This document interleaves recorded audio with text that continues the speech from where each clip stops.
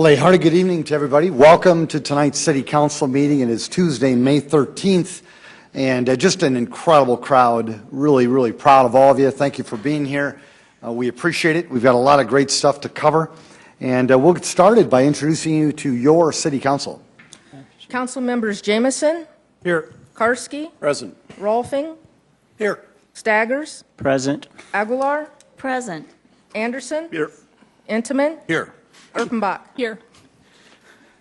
Very good. In the City of Sioux Falls, we open up our City Council meetings with an invocation. And we're very, very blessed to have Dorothy Terhorst with the Direct Line Prayer Center. Folks, I don't know if you're aware of this, but they're right across from City Hall, and they pray for all of you. They pray for the council, and yep, they even pray for me every single day. And it truly is a blessing. What we'd like you to do is to stand. Dorothy will give the invocation, and then if you would remain standing for our Pledge of Allegiance, we'd all appreciate that as well. Dorothy, welcome. Thank you. Would you pray with me? I just want to tell all of you that I'm going to pray scripture because that's my favorite way to pray, so that's what I'm going to do tonight. Dear Heavenly Father, may your peace, which transcends all understanding, guard our hearts and our minds tonight in Christ Jesus. Philippians 4, verse 7. Thank you, Jesus, that you say to us, my peace I leave with you, my peace I give to you. I do not give to you as the world gives. Do not let your hearts be troubled, and do not be afraid. John 14:27. May we be strong in you, Lord, and in your mighty power. Help us to put on the full armor of God so that we can take our stand against the devil's schemes. For our struggle is not against people, but against the rulers, authorities, and powers of this dark world, and against the spiritual forces of evil in the heavenly realms. Therefore, may we put on the full armor of God so that when the day of evil comes, we may be able to stand our ground, and after we have done everything, to stand. Show us how to stand firm then, with the belt of truth buckled around our waist, with the breastplate of righteousness in place, and with our feet fitted with the readiness that comes from the gospel of peace. In addition to all of this, may we take up the shield of faith, with which we can extinguish all the flaming arrows of the evil one. We also take the helmet of salvation and the sword of the Holy Spirit, which is the word of God. Ephesians 6:10-17. And in this last verse, I pray every day for my children. And now abideth faith, hope, and love, but the greatest of these is love. 1 Corinthians 13:13. Lord, we ask you to give us more faith, for it is a gift from God. We ask you to fill us with more hope, for you are our hope. We ask you to fill us with your love, so that we can love you above all and others as ourselves. We pray this in the precious name of Jesus. Amen. I pledge allegiance to the flag of the United States of America and to the republic for which it stands, one nation, under God, indivisible, with liberty and justice for all.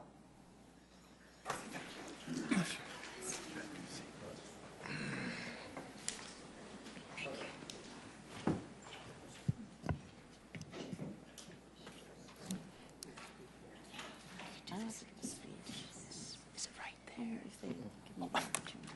There.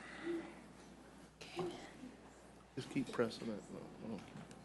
You can keep pressing. Well, good evening, everybody, and welcome to tonight's City Council meeting. We every now and then we'll have our meeting, and we'll have a proclamation, and tonight is no different.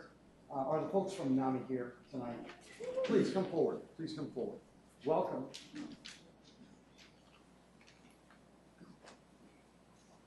Thanks for being here tonight. We appreciate that. The proclamation reads, whereas mental illness, including anxiety, depression, bipolar disorder, attention deficit disorder, eating disorder, schizophrenia, and post-traumatic stress disorder, affects 1 in 4 adults and 1 in 10 children, including over 30,000 citizens of Sioux Falls at some time in their life. Whereas NAMI South Dakota, with 9 affiliates, is the state's leading advocacy organization for persons affected by mental illness and their families. Whereas NAMI South Dakota provides advocacy and services for people with mental illnesses in a number of ways, including through partnership with Minnehaha County, Sioux Falls Police Department, the South Dakota Division of Mental Health, and numerous other organizations, and accomplished steps to implement crisis intervention team training and a mobile crisis response team to work with persons who are experiencing a mental health crisis. Whereas NAMI South Dakota has been a leading advocacy force for more research and better treatment and services for children and adults with mental illness for many years. Whereas NAMI Walks is an important breakthrough opportunity to raise awareness, provide education, and generate support for people affected by mental illnesses throughout South Dakota. Whereas funds raised through NAMI Walks will be used to continue offering free support, education, and advocacy programs for individuals living with mental illness, their family members, and the general public.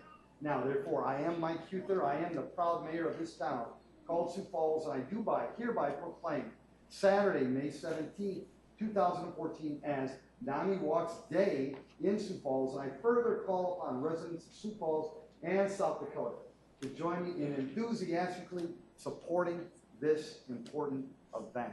Thank you so much for being here. Everyone.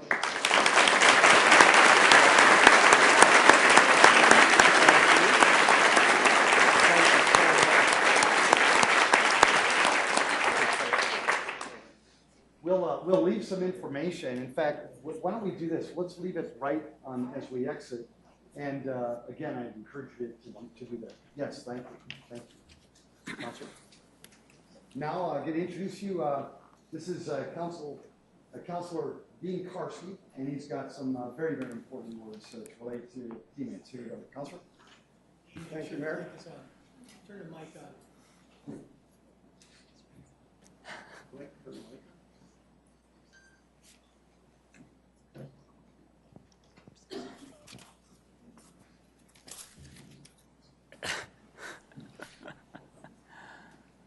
How's this? Oh, yeah, much better. Okay. Councilors Aguilar and Enneman, please come forward. I believe we'd like to see you have some guests with you here, too, so if you'd bring them up with you, that would be fantastic.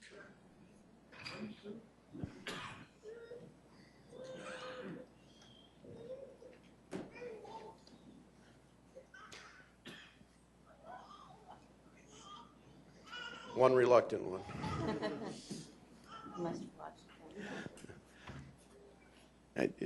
It's appropriate that your families be up here with you because this is a difficult job, and having the support of those closest to you makes the job that much easier. We're here to recognize you for your 4 years on the City Council, and we've been fortunate that these last 4 years have been without controversy or any real big ticket items. So I'm sure that would have made the job much more enjoyable for you, but through it all, you two have been just rock solid as city councilors, and we appreciate your leadership and stability. We all hold you in high regard, and we're going to miss you. Although you won't be here actively working with us, I know you're going to stay active in the community because that's just the way you are, and for that we're also grateful. So, for your 4 years of service, it seems like too little to offer, but we have some just tokens of our appreciation for your time on the council, and we thank you very much.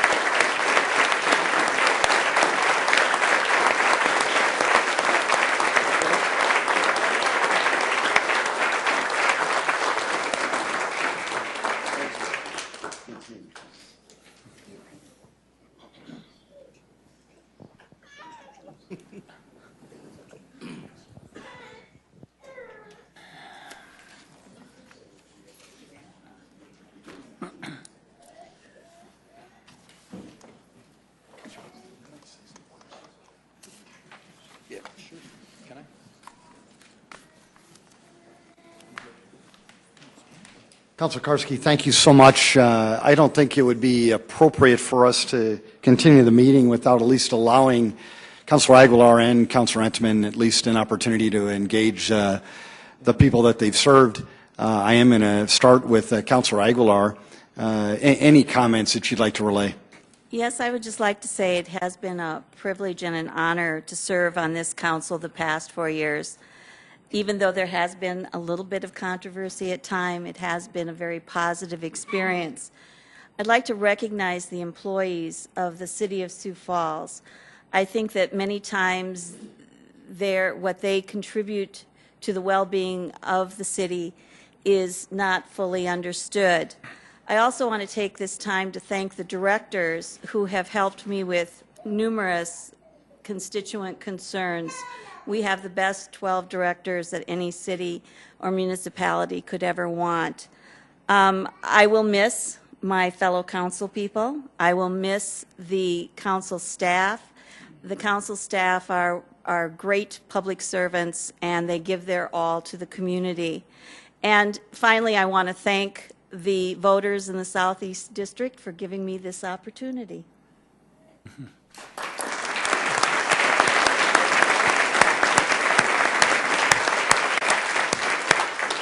Councilor Entman. Thank you, Mayor.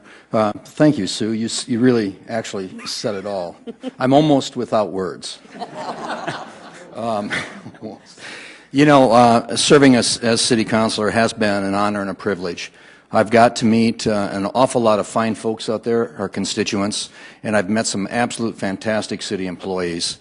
They really do go above and beyond when it comes to serving our community. It was a trying time when we first got on board 4 years ago. Economic times were a little bit challenging. I think we stepped up as a city council, the city employees did, and I think that we helped to make this city a better city. It's been a dynamic time and a dynamic opportunity for all of us, and I would have to say that serving with this council has been one of the highlights of my life, and this is probably one of the most dynamic and a council that has probably done more for this community than any other council that we have had in the past. It's been an honor and a privilege to serve with these folks.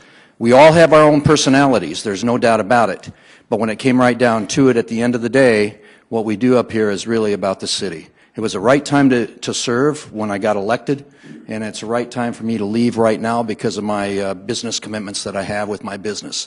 But like Sue said, we never go away, and we are here, we are part of the community, and we will continue to be so. So on behalf of myself, I'd like to thank my family. They put up with an awful lot, and I would like to thank the community out there for trusting in me and by giving me the vote that I had at the time. So thanks to all of you, and thanks to all of you.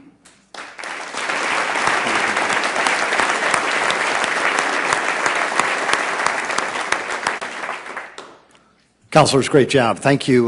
We've got some young leaders or leaders-to-be in the audience, and I'd like to recognize them. Would Cub Pack 225, would you please stand? Very good. Thank you. The pack sponsor is Achieve. And tonight they're actually finishing a couple of achievements that they have.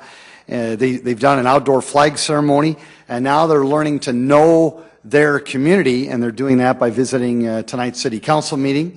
We would like to recognize the leadership of PAC 225 as well. Dave Hahn. Dave, if you'll stand, please.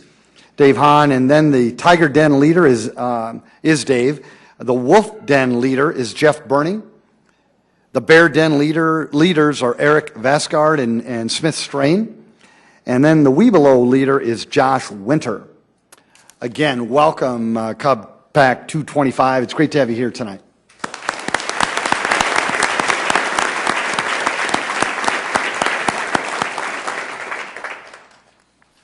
Council, we're going to move on to our consent agenda. Councilors, any motions or Move changes? to approve, Anderson. Second, Jamison. Councilor Anderson Jr. has made a motion to approve tonight's consent agenda, seconded by Councilor Jamison. Councilor Staggers? Yes, Mr. Mayor, I'd like to pull 4 items from the consent calendar. The first one is from the Street Department. It's $22,000 for payment of fees to Woods, Fuller, Schultz, and Smith. The second one is from the Street Department. and it deals with capacity unit credits, $65,875. And then third one is from the Street Department, Solberg Avenue Drainage Improvements, Engineering Services, $33,746. And then lastly, from the Water Department, an organic carbon analyzer, $31,045. Councilor, thank you. There has been a motion to review or to approve the other items, and it has been seconded. Councilor Staggers would like us to discuss 4 items later on, which we will do. If there is no further discussion, a roll call vote, please. Council members Jameson, Yes. Karski, Yes. Rolfing, Yes. Staggers, Yes. Aguilar, Yes. Anderson, Yes. Intamin, Yes. Erpenbach. Yes. Thank you. That has passed 8-0. We'll now move on to our regular agenda. Council, any changes, motions? Move to approve Aguilar. Second, Entenmann. Councilor Aguilar has made a motion to approve our regular agenda, seconded by Councilor Entenmann. If there is no discussion, a roll call vote, please. Council members Jameson, Yes. Karski, Yes. Rolfing, Yes. Staggers, Yes. Aguilar, Yes. Anderson, Yes. Intamin, Yes. Erpenbach. Yes. Thank you. That has also passed 8-0. Folks, again, welcome to the City Council meeting tonight. It's great to have you all here. This is actually an opportunity for you to engage the council on any topic that you want. Now, if there's an item that you're intrigued by that you want to talk about that's later on in the agenda, we'd ask you to just hang tight because we're going to get to that. But if there's any other items that you want to discuss, please just come forward, introduce yourself to the people of our town, and then just keep your comments to 5 minutes or less, please. Would anybody want to engage the council? Welcome.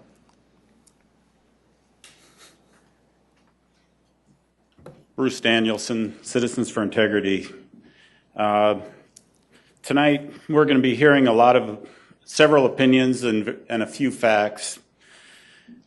And over the last several months of the campaign, because the city got involved in a process they should have never gotten involved in, we didn't really get a chance to have a real public discussion about this process we're going to be talking about tonight. And I really would like to have the city take some time, the city council, and to really think through and not just vote what you've all been schooled by whoever it is that's schooling you on, to have a preconceived idea of what's going to happen tonight. We need to get the city to quit interfering in the election process. The election process got contaminated to a point where, once again, the city council gets to prove tonight that we planned for yesterday while setting up for tomorrow's suffering. Thank you. Folks, would anybody else want to engage the council? Welcome.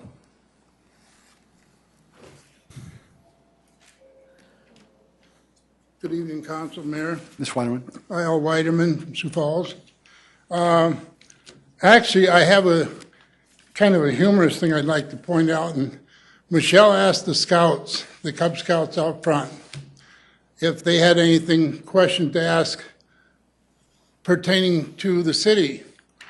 And one of the more intelligent kids said, yes, the cops eat donuts. I'd like to see if that was appropriated into our budget. But getting back to seriousness, I do think that any discussion of the Spellerberg pool system needs to be postponed until the Sanford complex has their, whatever it is they're going to do. This was brought up a year or 2 years ago about this pool deal, that they were offering to put it by the ice complex. And then all of a sudden that got washed under the board somehow. But now it's come back to life. And I do believe all the council members need to take a second look and postpone the vote, and especially on this number 11, what is the resolutions and hearings, that needs to be postponed to a later date.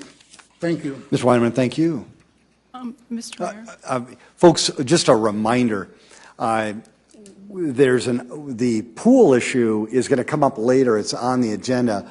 What we'd ask you to do is hold your comments on that particular topic until that time. and there's going to be plenty of time to discuss that. But if there's other topics, roads, sanitary sewer lines, something like whatever, donuts, whatever it would be, you're welcome to come forward. Anybody? Well, great. Very good. Of course. Glad to hear that. Tim Stanga. Ms. Stanga, welcome. I've been voting for 30-plus years, and I have never seen a city so split on issues in 30 years of voting. We've got roads in this town that are just falling apart. And what we're going to do is we're going to spend money on something that isn't needed right now. It just boggles my mind on how we think. And I'm hoping that the city council is going to have an open mind tonight instead of already coming in with their minds made up on how they're going to vote. Because every time that anything is voted on, the mind is already made up, because these people right here, they're not here tonight. They're not going to speak tonight. They're not going to have anything to say, because you guys already have your minds made up. I do understand that. I've been down here for almost 4 to 5 years watching how this city council works. Their minds are already made up. And I'm hoping that you guys realize what is needed in this town. We talk about our dump. Isn't that our dump, that how much it costs to start up a dump, but yet we don't have a recycling facility out at the dump. Why don't we? Well, I suppose because there's a couple other companies that have their recycling companies in town, and we don't want to buck them guys because we can't have one, but we're going to go after the citizens, and we're going to go after the garbage haulers to do the city's job. We spend $130,000 to $40,000 a year, and we're going to tell people on the radio or tell people on the news or whatever we want to tell them on how you should be recycling, when we could put $130,000 to $140,000 a year into a recycling center. That sounds more feasible to me than just burning it by telling people something on the radio. There's just no common sense. Common sense in this city is just thrown out the window. We always have other people that lead this city, but now it's time to be the leader. It's time to stand up and say, wait a minute, you're right, our roads are terrible. We do need a recycling center. We do need to be here for every citizen of Sioux Falls. When I went to your office, Mr. Mayor, and we talked, and you asked me one question that's always stuck in my mind. Tim, who are you working for? I'm working for the person that runs out of money at the end of the month. I'm here for the person that doesn't have a place to live.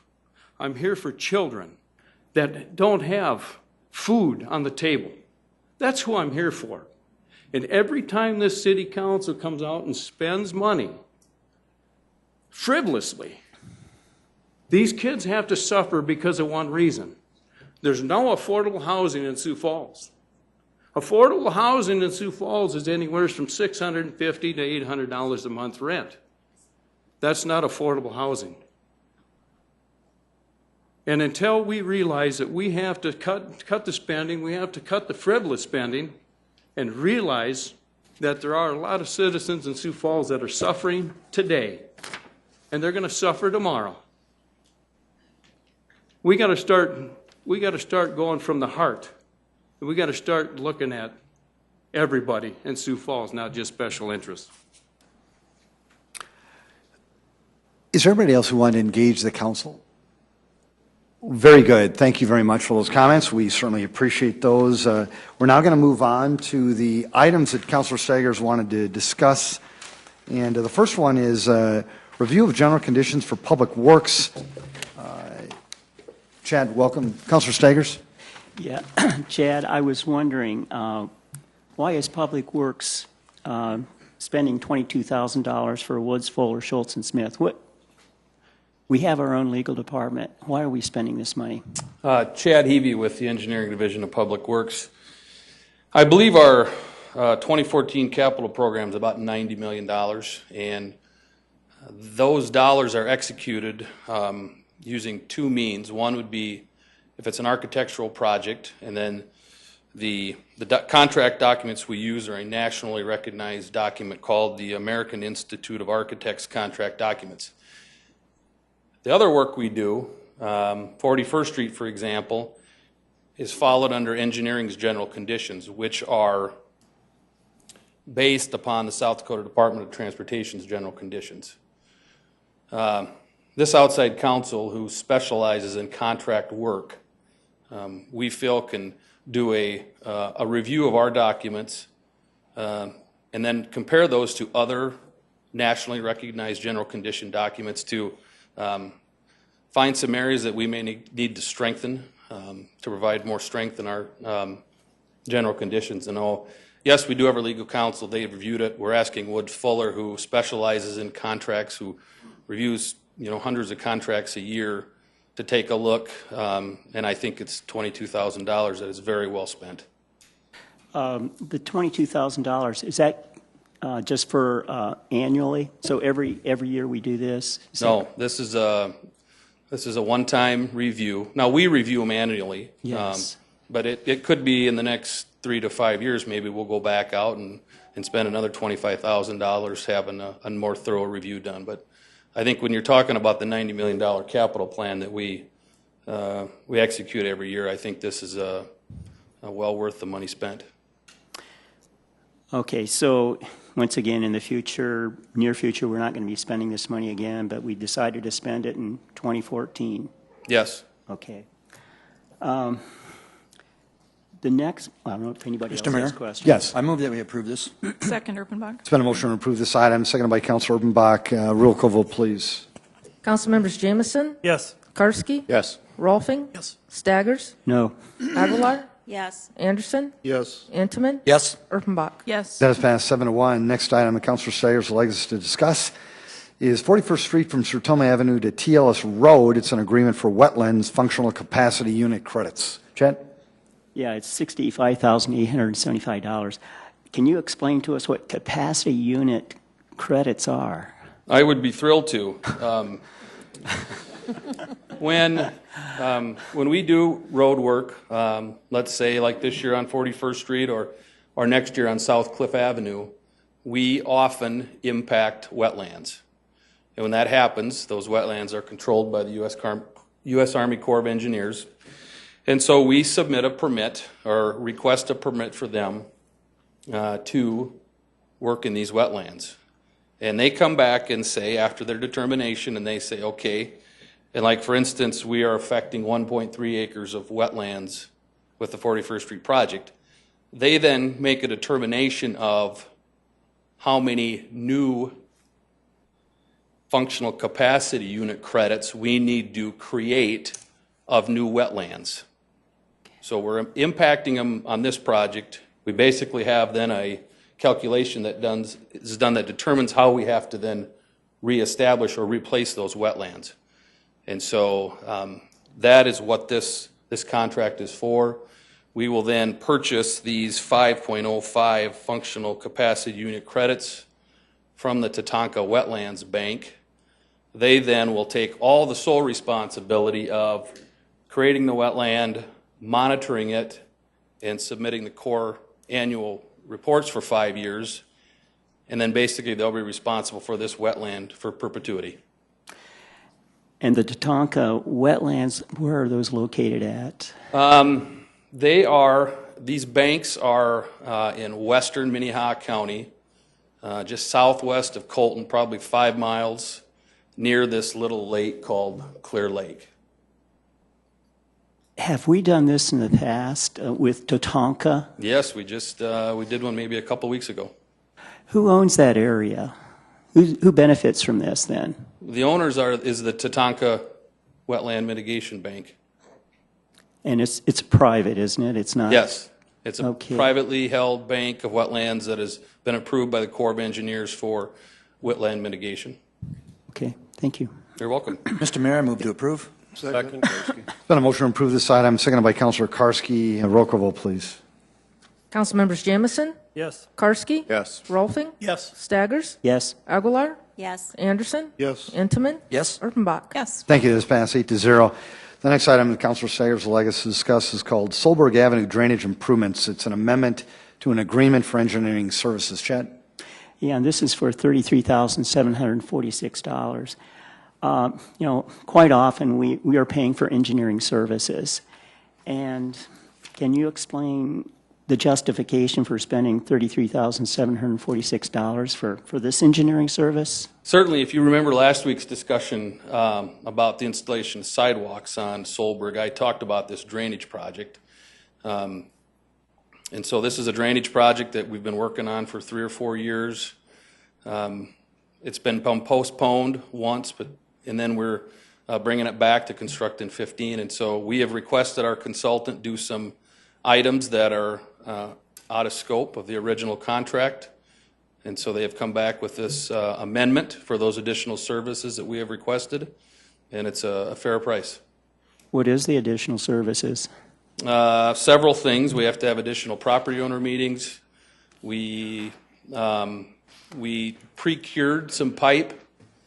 We purchased the pipe under a separate agreement this year, so they had to do some prepare a bid package for that pipe. So we're going to purchase the pipe separately versus having the contractor provide it. And then a few other things that they have to update to current standards because it's been delayed. So we're not actually buying any concrete material. I mean, we're not actually buying the pipe with this $33,000. No, but part of that, we're just having this company bid for it for us so we can buy it. No, they prepared the contract documents so we could buy the pipe ahead of the actual construction contract. Yes, but yeah, so they're not buying it for us. No, we're buying it. That's right, we're buying it and we're just paying them to buy it for us. No, we're buying that. We paid them to put the bid package together. So bid package and meetings is what we're getting for $33,000. Just give me 1 second here and I can give you some more detail. Chad, rather than more detail, maybe just simplify it.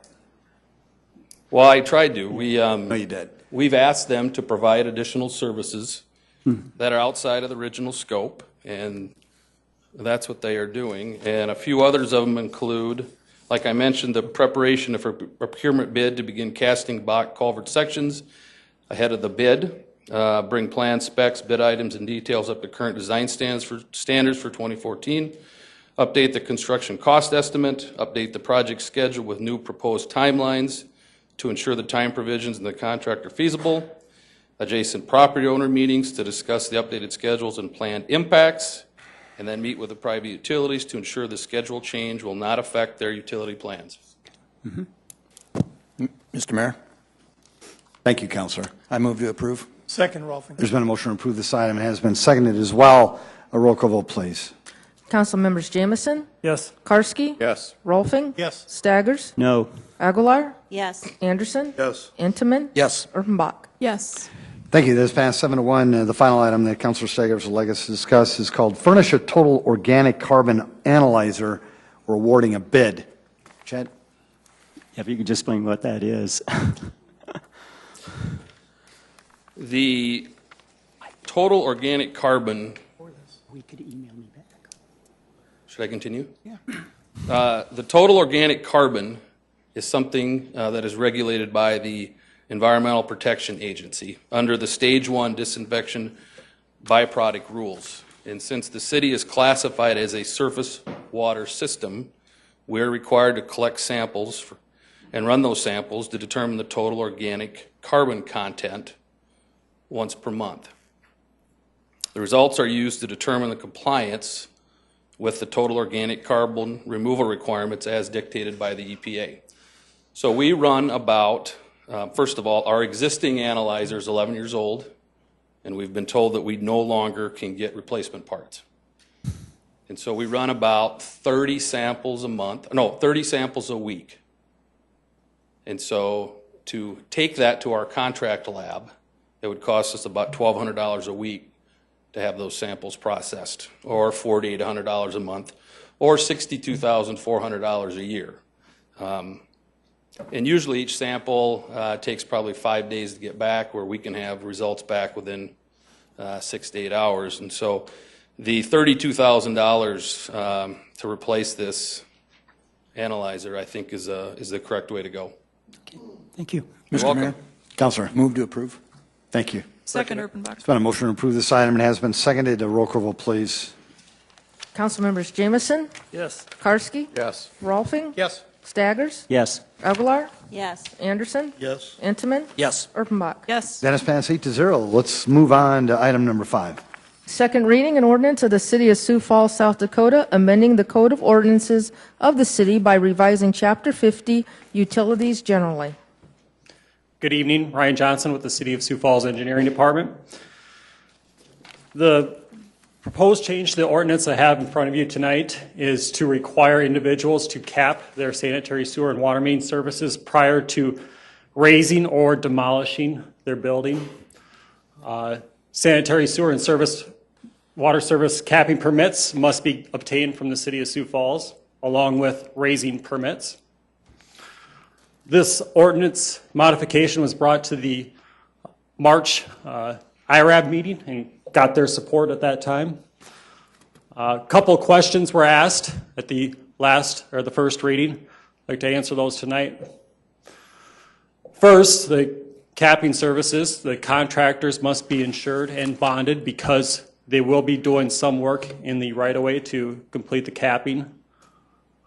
As far as fees, the capping permit for both the water main, or the water service and sanitary sewer services, is $50 for both.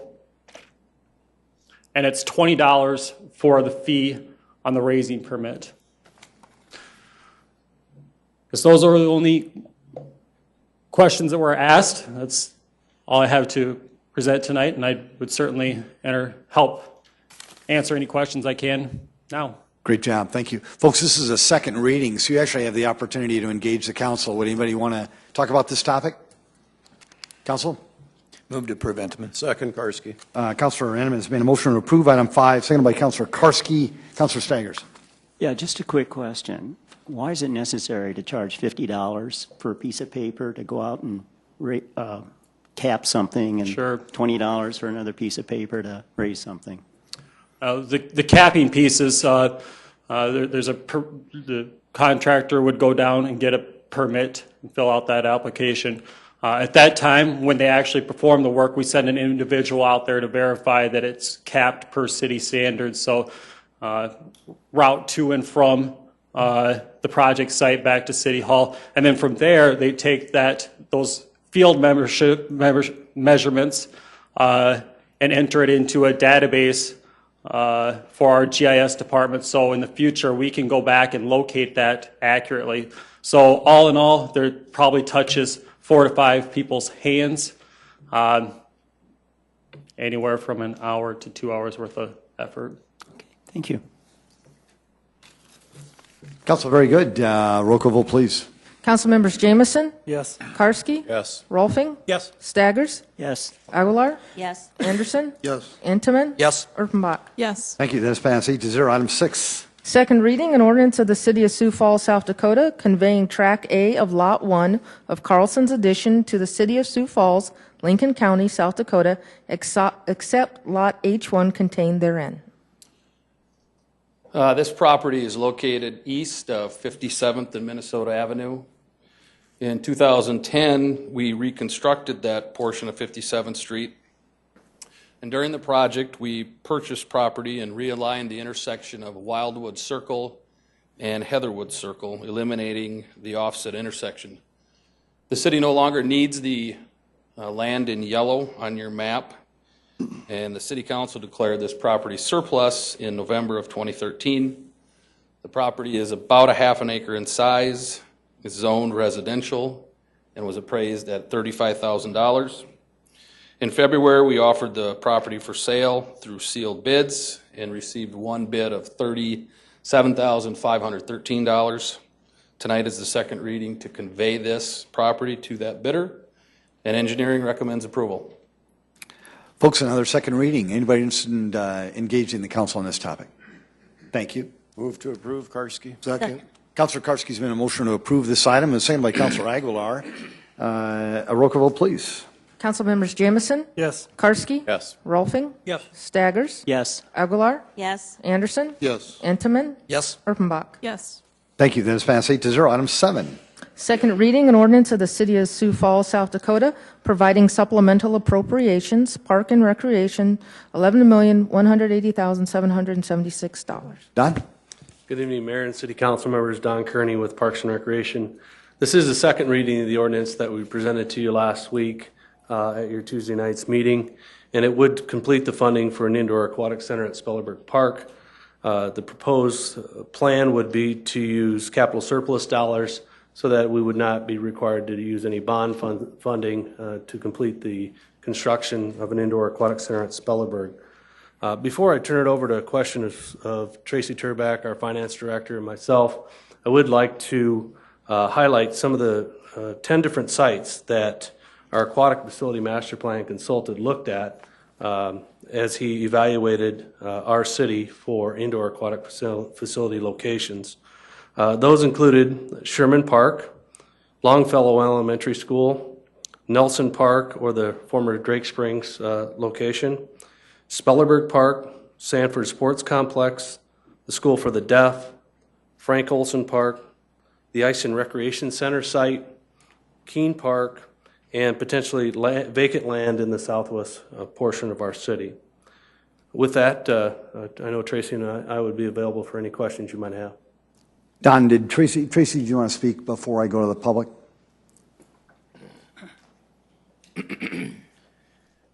Thank you, Mayor. Tracy Turback with the Finance Office. Perhaps just to, for the benefit of those in attendance that maybe aren't aware of some of the facts related to this supplement, it does appropriate unobligated capital fund dollars. This is an incredible opportunity, I believe, for the city to make very prudent use of some available cash on hand, and would position the city, as Don mentioned, to complete this project without the use of debt, and in so doing would save somewhere between $4 and $4.5 million of interest expense and cost of issuing bonds. The estimated project cost to design, construct, and equip the facility is $19.4 million, and this $11.2 million that is the subject of this supplemental appropriation would then be added to existing funds that are in the 2014 budget of $6.4 million, and then dollars that are programmed into the 2015 and 16 plan would make up the balance of that $19.4 million project. So with that, along with Don, I'll stand by for questions. Thank you, Tracy. Thank you. Now, folks, we know that many of you are here tonight to actually engage the council on this topic, and we're very, very pleased that you are here. What we'd recommend is the following. First of all, if you could just get in line and come forward after the first speaker is done, we'd appreciate that. Secondly, again, if you could just introduce yourself to the people of our town, as well as keep your comments to 5 minutes or less, the council would appreciate that. And then one thing just to remember is that this is a topic that has been discussed for not only a number of months, but a number of years. If there are different points, different topics that you would like to discuss, that is always very, very beneficial to the council versus coming up and giving the same repetitive comment over and over again. It's not that they don't want to hear it. It's just not as beneficial to the due diligence or to the debate or to the discussion. So we would just ask you to, find any way to come up with some new topics. I think that would prove beneficial. But again, we'd like to welcome you. Let's open it up to the floor. Welcome. Good evening, Mayor Huther and members of the council. My name is Mike Begeman. I'm the Executive Chief of Staff for Sanford Health. And I really appreciate the opportunity to address you tonight, and I will be brief. I simply want to state on behalf of the Sanford leadership that we fully support the proposal to build the Indoor Aquatic Center at Spellerberg Park. And thank you for all what you do. Thank you. Thank you, Mike. Mr. Weiderman? Oh, folks, I got to stop you there. Sorry.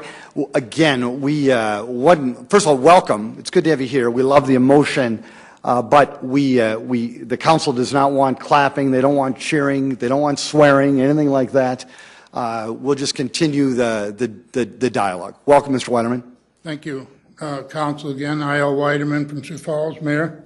This is another one. I should have combined it with the other one. I think that should be postponed until the Sanford scenario was designed. And I have a problem with a gentleman that said that they looked at the Sanford complex. I don't think they gave it a valid look. I don't think they gave anything a valid look. Everything we have heard has been Spellerberg, Spellerberg, Spellerberg, and I know who's pushing it down our throat, and it's not appreciated by anybody. Thank you. Mr. Weiderman, welcome. Thank you. Welcome. Hello, I'm Elizabeth Meilenberg, 40-year resident of this city, paid taxes for 40 years, so I figure I might as well have something to say today. Mayor Mike Huther has made public-private partnership for recreational facilities a key priority of his administration. The mayor's reelection website lists number 4 of his 2013 top 10 wins as indoor ice, indoor tennis, indoor swimming. The momentum is building for indoor recreation, and it is being made possible through public-private partnerships. Mayor Huther's claim is true for the indoor ice and the indoor tennis facilities. The city has contributed $1.5 million of the $7.7 million cost of Shields Iceplex, and the majority of the funding for this facility will come from private sources. The Community Indoor Tennis Center effort has privately raised over $1.2 million toward the indoor facility's projected cost of $4 million. Both of these public-private partnership facilities are expected to strengthen retail, hotel, restaurant, and service industries. In regards to Mayor Huther's plans for the large indoor aquatic center, no private funding was named.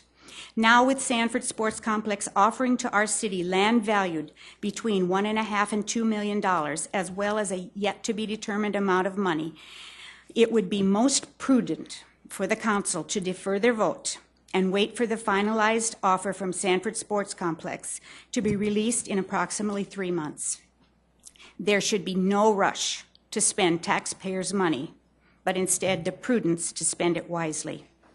Mayor Huther has proposed an indoor pool project that will cost $19.45 million and will be funded 100% by the taxpayers of Sioux Falls. Indoor pools, most notably 50-meter pools, are not self-sustaining. The city estimates the large indoor pool will cost taxpayers over $3.6 million for the deficit operational fees in the first 5 years. The proposed 50-meter indoor pool will likely cost taxpayers at least $55 million over its lifetime. Why? Why would the city of Sioux Falls not want a public-private partnership to help with the expenses? There is no justification this council can offer to proceed to spend our tax money without waiting for the very promising financial offer from Sanford Sports Complex. I wish to repeat myself. There is no rush to spend taxpayers' money, but instead the prudence to spend it wisely. Thank you. Very good. Thank you. Welcome. Mayor Huther and City Council members, my name is Mary Roberts, and I'm a lifetime resident here in Sioux Falls. My concern is pursuing the Spellerberg Park site as an indoor aquatic center is not a visionary. It is short-sighted. Kevin Post of Councilman Hunsaker, the Sioux Falls Master Aquatic Study Consultant, stated publicly at one of the first meetings that any location for the aquatic center should have room to grow. While some of you might say we won't ever have to worry about expanding a new indoor aquatic center, none of us have a crystal ball to forecast what recreational, sports, fitness trends might be on the horizon, and they may beg being added to an indoor aquatic center. That could happen in 10 to 20 years, we don't know. But squeezing the massive indoor aquatic center into Spellerberg Park slams the door shut on the possibility of a future, the site, and the flexibility. Looking at Spellerberg in comparison to some of the other lovely parks in Sioux Falls, and I've been in all of them, Spellerberg has far fewer picnic sites. While the entire perimeter of the city plot that comprises the park does surround 18 acres, it is misleading to characterize the entire 18 acres as usable for park recreation and facilities. 1/3 of Spellerberg Park has been converted to flood control ponds. The slope on the south is one of the ponds being used winterly for the sledders, the sledding hill. The center part, the center third, is occupied by the combined area of the pool, the parking lot, and the pool complex, the tennis courts, and all of those amenities will be consumed by an indoor aquatic center alone. The remaining portion is just a scant 6 acres, leaving only one picnic spot left without destroying the northern green plateau. Plus, part of the remaining 6 acres will be sacrificed in the future for the relocating of the existing tennis courts. Please demonstrate, how would there be expansion room at Spellerberg site? When asked what would happen if the need arose to expand at Spellerberg Park, Council Member Michelle Erpenbach told concerned voter, we would just build another one. How regrettable that relevant advice given by Councilman Hunsaker's own Kevin Post will apparently be ignored. I beg you to slow down, reconsider alternate locations for the new municipal indoor aquatic center so that we can arrive at the best plan possible to ensure the long-range success of such an expensive taxpayer investment. Thank you. Mary, very good job. Thank you. Welcome. I'm not going to be shy. I'm this short. I'm Margaret Sumption, and I live at 820 South Hawthorne Avenue, and I've lived in the Spellerberg Park neighborhood for 27 years. My motivation for getting involved with this effort came first from my concern for my community, seeing the subtle yet uncomfortable signs of changes in my neighborhood over the last 27 years, the most recent of which are many for rent signs popping up on single-family homes in my neighborhood, a harbinger of change that is not good for the vibrancy of our city or for our neighborhood.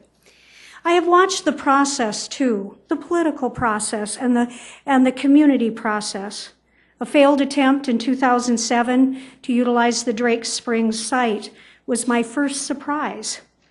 The Parks and Recreation Board, as a volunteer group of community citizens, took up the charge again a couple years later to move forward with getting us that important indoor pool. They did their due diligence. They met with city members, citizens of our community, to define a plan that was best for our community. They asked for funding, and you said yes to bring in a national aquatics consultant to help them and help the city to make its plan. The city departments, the planning departments, and also Parks and Recreation and the Traffics Division weighed in, and they did their due diligence to endorse a plan. But then a group of citizens said, wait, we want the citizens to have a chance to speak. And so they established a ballot initiative and forced the voters to encourage you to change your plans. The political processes were put in place, polls of citizens were commissioned, independent polls of voters were taken and convened, and an election was held. 71% of the voters said, no, we don't want that alternative plan. And so by stating that, identified to the citizens that the original plan for an indoor aquatics facility at Spellerberg should move forward. So I stand before you today, a neighbor who lives in the Spellerberg Park neighborhood. The due diligence is complete. The plan is in place. The citizens have spoken loud and clear. A central located indoor aquatics facility accessible to all citizens for recreation, family fun, and wellness. Spellerberg is the perfect spot. It will be great for continued neighborhood vitality, and it has all the design features to make it a quality of life asset of which our citizens in Sioux Falls can be very proud. Thank you. Thank you, Margaret. Very good. Welcome.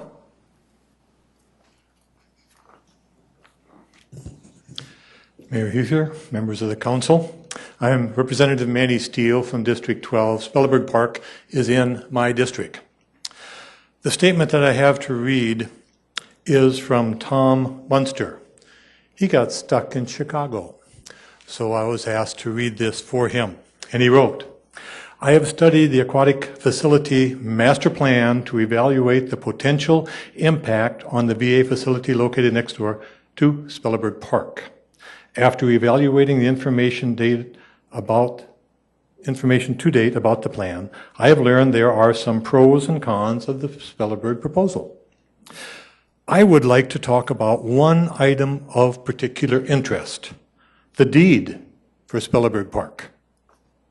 The property was sold by the Department of Veterans Affairs to the City of Sioux Falls in 1955.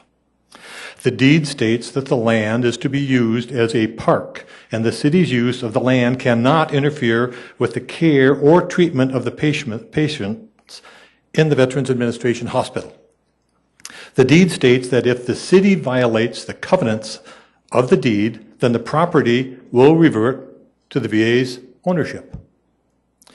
This argument has been made for and against whether the proposed indoor pool at Spellerberg would interfere with the veterans' access to the VA.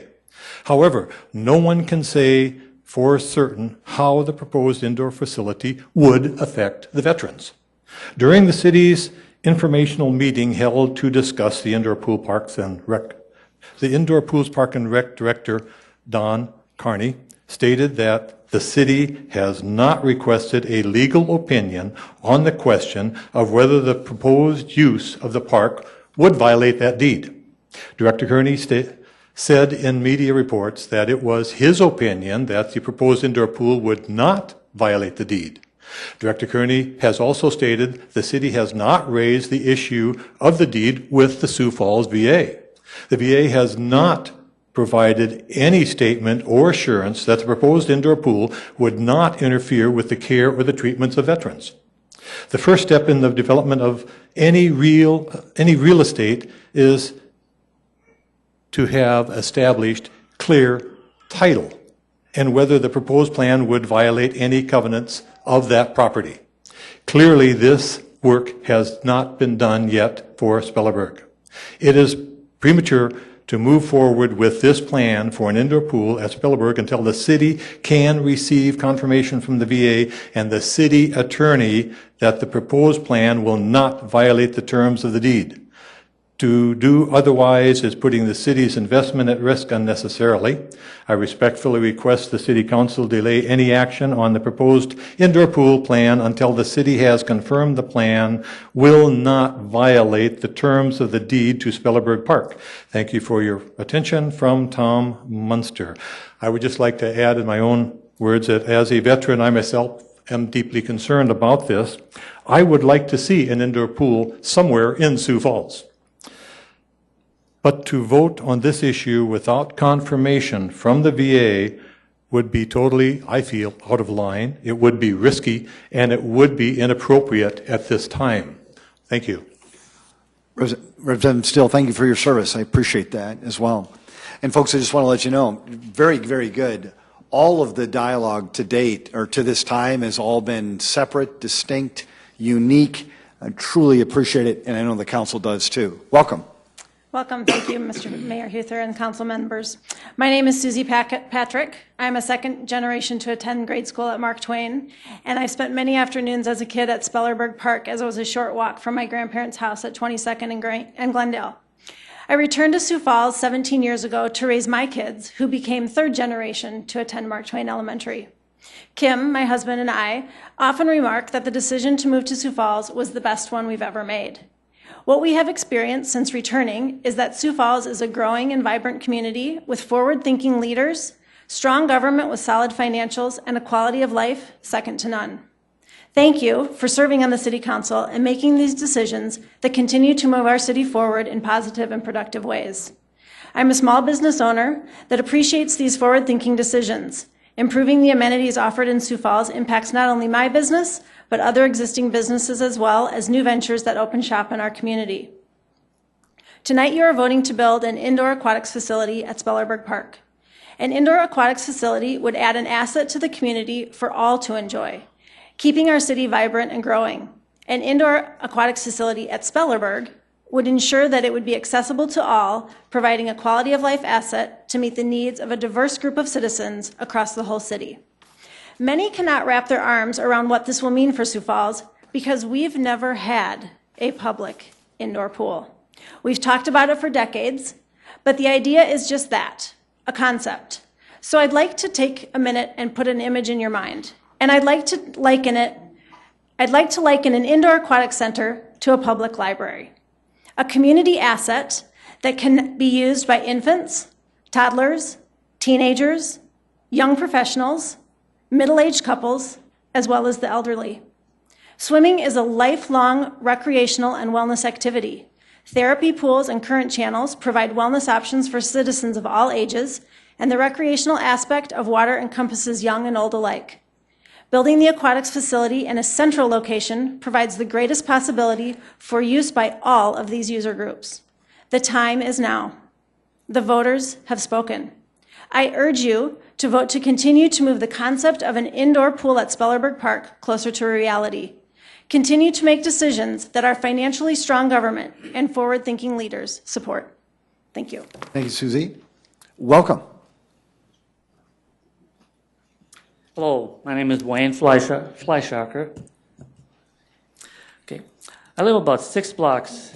Is this echoing too much? Or? Doing good. Okay. Yes. I live about 6 blocks from Spellerberg Park. My wife Jody and I have lived in the Spellerberg Park area of Sioux Falls for over 18 years. My wife is a veteran, and we're both active swimmers as one of the ways to keep our bodies active. Now, I'm here tonight to encourage you to do 2 things. First, authorize the funding to construct the indoor facility right away.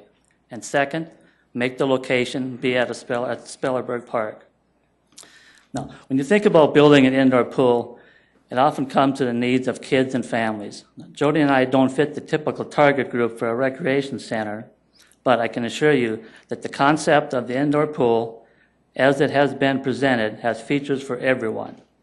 There are playthings for young children, options for people with disabilities, places for serious water walking, aerobics, and swim lessons, space for the fire and police department to practice water rescue, and a place for kids to enjoy the sport of swimming. This project has something for everyone, and I'm so glad that Jody's and my needs and wants are considered in the design. Build the indoor aquatics facility right now.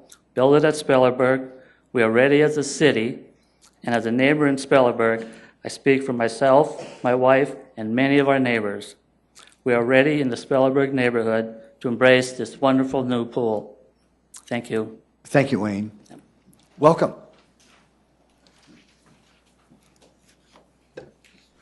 Good evening, Mayor, council members. My name is Pat Anowski. I want you to consider other aspects of the announced priority of a centrally located indoor aquatic center. I believe providing easy indoor pool access to all of Sioux Falls could be accomplished at a number of locations other than an established inner-city traditional picnic park. Some people say an indoor pool should be in a central location. Many more taxpayers point out there are many parts of town that are central, depending where you live. There are other considerations such as traffic safety and land use beyond just a bullseye on a city map. Historically, the center of Sioux Falls has been 9th and Phillips. I have family that lives by the newer Washington High School, and a central location for them would be 9th and Phillips, not Spellerberg Park. There are other sites convenient for residents of every part of town to reach. For example, open land in the downtown area, Nelson Park, the School for the Deaf, land adjacent to the new Washington High, the Farm Field Park, Yankton Trails Park, Tomar Park, Spencer Parks Complex, the Axtell Park Athletic Fields, and of course, the Sanford Sports Complex can all be considered central or easily accessible by some residents' measure. Spillerberg Park was apparently chosen as a potential site for an indoor aquatic center, primarily because that original pool is obsolete. On April 8th, the voters of Sioux Falls voted against replacing the pool with a newer version only. That was the only question on the ballot. The Councilman Hunsacker study, so often quoted as a completely reliable source, also states that Spellerberg and Frank Olson areas are served by other existing outdoor pools. If this overlap is true, none of the public asserts that Spellerberg Park has to continue to offer swimming. There is no mandate that a new indoor aquatic center has to go in Spellerberg Park. In summary, I ask you City Council members to please defer your vote for just a few short days or weeks until you reassess all of the questions that are being raised tonight, plus the most recent announcement by Sanford Health. The Sioux Falls taxpayers of today and tomorrow deserve the very best possible plan for the large public investment in a new indoor aquatic center. Thank you. Pat, very good. Thank you. Welcome.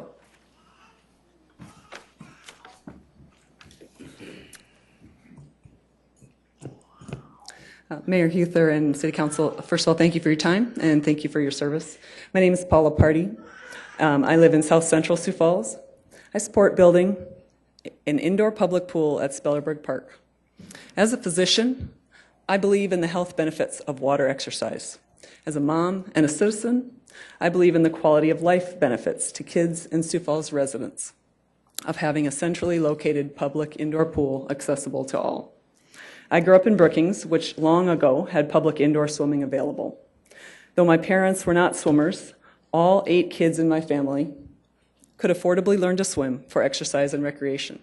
And I'm lucky to have had this opportunity, and I appreciate that to this day. When I began practicing OBGYN in Sioux Falls, I talked to a lot of my patients about exercise. In the U.S., over half of pregnant women are overweight or obese. Luckily, pregnancy is a time when many women are motivated to start exercising to improve their health. Now, water exercise is one of the few types of cardiovascular activity that can safely be started in pregnancy and continued throughout pregnancy all the way to the end. However, many of my young patients could not afford the fees associated with membership to belong to a private facility that had indoor pools. In fact, people of all ages and incomes would appreciate an affordable public facility. Water exercise is a great option for many, but it is the only option for some people, such as those who have decreased mobility due to age changes, injury, joint problems, or other medical challenges. Now, as a mom, I'm happy raising my kids here in Sioux Falls. My husband and I feel that it has many wonderful aspects. The long, cold winters are not our favorite part. Adding an indoor pool for year-round recreation would continue to help our city be an attractive and vibrant place for kids and families. I encourage you to move forward now to fund this important quality of life resource for people of all ages. Thank you. Thank you, Paula. Welcome.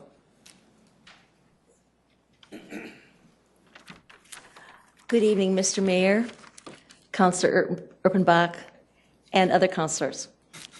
I'm Rebecca Dunn. As a young girl, I grew up swimming in Sioux Falls and absolutely loved getting into competitive swimming and went on to swim at regional meets and national meets and loved staying in the hotels, staying and eating in the restaurants at these various national locations. Later on, I was the aquatics director here in Sioux Falls for 3 summers with the Parks Department and developed safety programs that I understand are still being used here in the city, and supervising 100 lifeguards. I believe strongly in a good, strong swimming program for advanced swimmers here in Sioux Falls. Sanford is considering building an athletic training destination in the Sanford Sports Complex. It makes sense to include another first-class indoor facility at this location. It would allow athletes and community members to benefit from cross-training. Sioux Falls could capture the synergies of locating these facilities within walking distance of one another. I do not think it is in the best interest of us to build more play pools.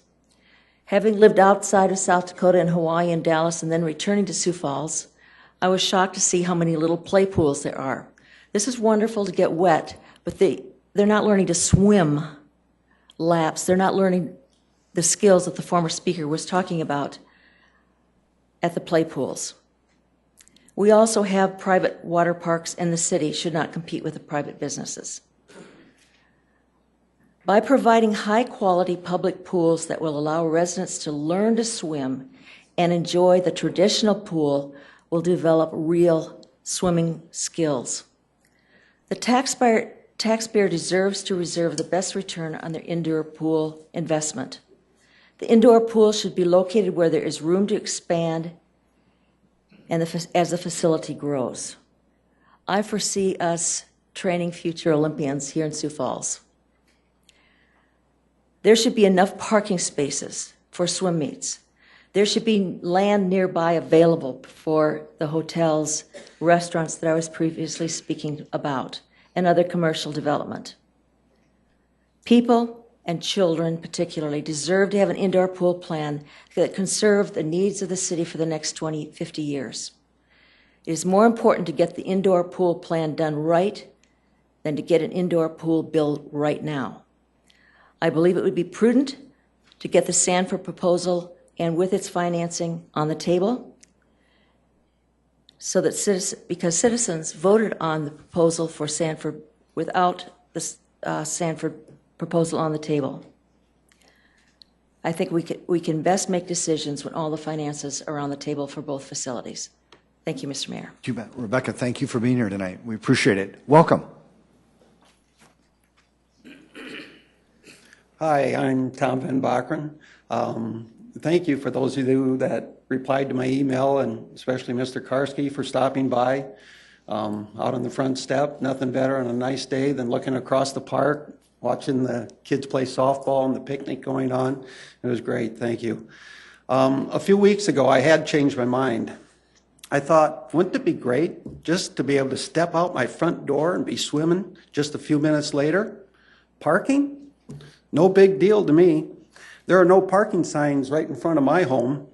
According to some city officials, my property value will be going up with a new indoor aquatic center nearby. That's great. When my kids are older, I'll be able to walk with them down to the pool and watch them swim. Why not? The problem here is that there's been a lot of me and I in this conversation. Seems like this is what I've been hearing a lot of lately. Whether it will be a shorter distance for me to drive or my kids need a place to swim right now. We need to change our focus to what is best for Spellerberg Park and the future generations to come. Is a commercial building in the middle of the park the right thing to do? Maybe for me, right now it is, but is it really the right thing to do? An exercise I've done with my students is to have them take an opposing point of view, like it's your own point of view. Do the research, look at the empirical evidence, defend it as your own. I've done it. As I like to call it with my students, the whiteboard of the facts. It bears out that this park is not the right place for an indoor pool.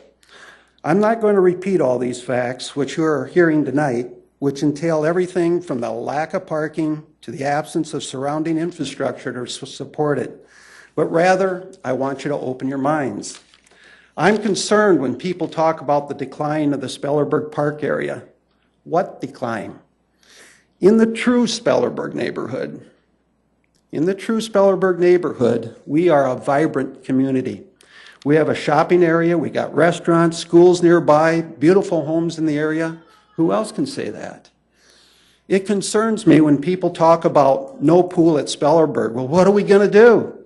I'm sorry you have to be entertained. as I've heard and read sarcastic ideas such as having a horse trail put in. Green space. Green space is the most natural of all entertainment. I know you would tell me there's still green space left and that it'll only take up 3 acres of an 18-acre park.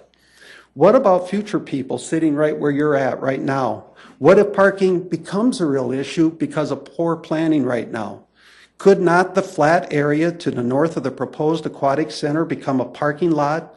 As the Director of Parks and Rec said, that it could come under discussion, and I quote, "It could be a possibility."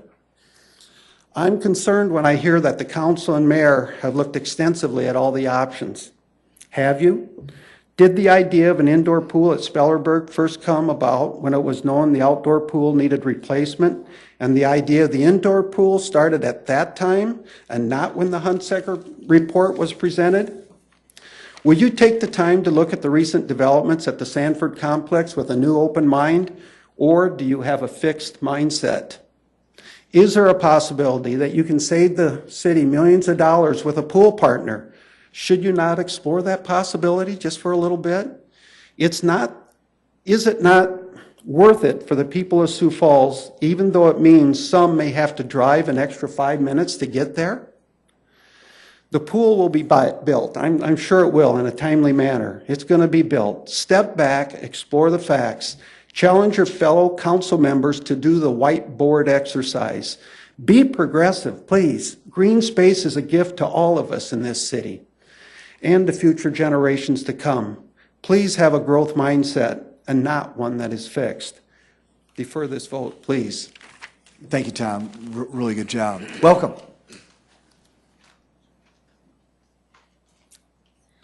Mayor Huther and council members, thank you for giving me the opportunity to speak before you this evening. My name is Kelly Dirks, and I live in South Central Sioux Falls. I'm a physical therapist who has worked with all ages, from premature infants to nursing home residents. I'm here to ensure that we do not lose sight of the original intent of this facility and also of all the user groups that are in this process. In looking at the indoor aquatics facility conceptual plan, I see amenities within it to benefit everyone, as put forth by the Needs Assessment Study commissioned by the Park and Rec Department in 2011. First, there's the warm water pool. There are a limited number of warm water pools in Sioux Falls, and each of them is privately operated, requiring either a membership or a prescriptive need for physical therapy-based services. Many individuals, for a variety of reasons, are unable to tolerate land-based exercise, or else they specifically need the warmth of the water to enable them to participate to begin with. There is extensive research on the benefits of warm water and the positive effects it has just by being immersed in it. Next, you have the zero-depth pool, the slides, and the current channel. This is the family play area of the indoor facility, and it would enable families to be active together. Our long winters lead to being sedentary. I have rarely seen an environment such as the one described, though, where kids would be found sitting around. This area, in and of itself, promotes movement and health, which can further perpetuate healthy habits. Not to mention the fact that swimming itself is a basic life skill. Finally, the lap pool. The user groups of this area are numerous in potential, including but not limited to water exercise classes, lifeguard and water safety training, swim lessons and learn to swim programs, swim teams, synchronized swimming, canoe and kayak groups, masters swimming, Special Olympic and adaptive aquatics, scuba training, triathlon training, and last but likely the greatest user of all of this would be the recreational swimmer, and that's any of us who just enjoy getting in the water.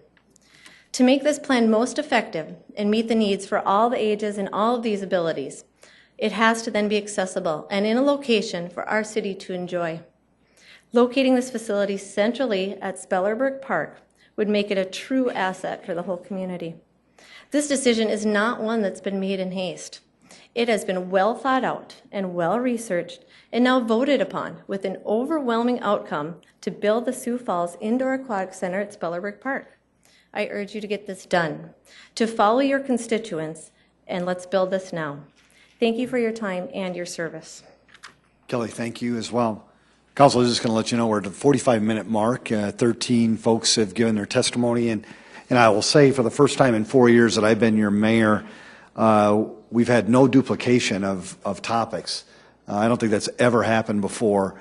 Proud of all of you. I don't know who organized both groups, but you really did a good job. Welcome. Good evening, Mayor Huther, and thank you, City Council, for the opportunity.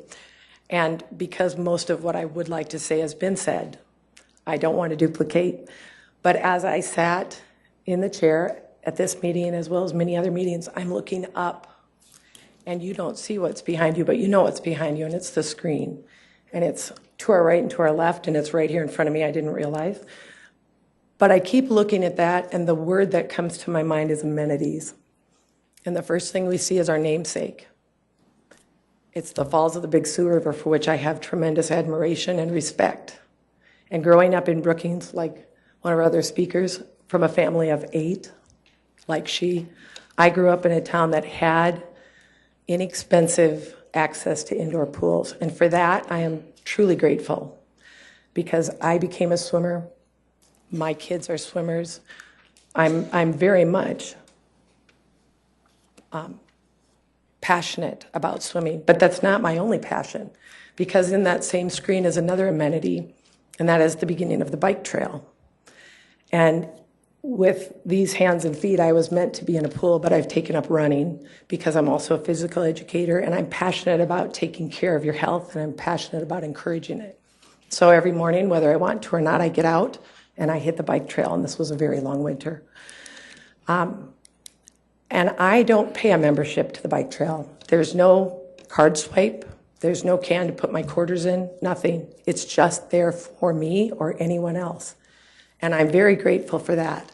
And I'm fortunate to live with close access to the bike trail. And I don't think I would ever live anywhere where I couldn't walk or jog over to the bike trail. And I'm a very slow runner, so it has to be close.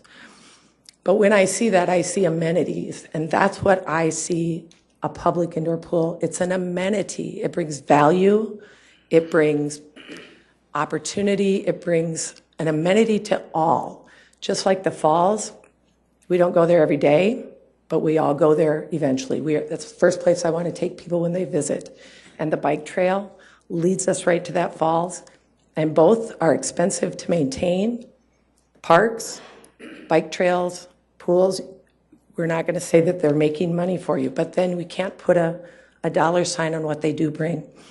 So with that, I'd just like to say thank you to all those who have already covered all the topics I'd like to, and thank you to you for listening. But I want to leave with one other thought that keeps coming to mind. And I heard this about 25 years ago at an athletic banquet where then former Governor Bill Janklow was the speaker. And he said the best time to plant a tree is 20 years ago. The second best time is now. Thank you. Thank you. Very good. Welcome. Good evening. Mike Ether in the City Council. I'm Richard Aaron. I'm a veteran. I'm here to talk about the indoor pool. I believe that the front lawn for the VA hospital is a profoundly stupid location for an indoor pool. A residential neighborhood, the 2 little lane streets, you know that, and you obviously don't care about how much disrespect it shows me as a veteran. I'm tired of having to park on 26th Street when I go to the VA when you want to make me park on 27th and 28th Street. $30,000 to $40,000 worth of misleading TV and radio ads does not make the front lawn of the VA a good location for a giant building.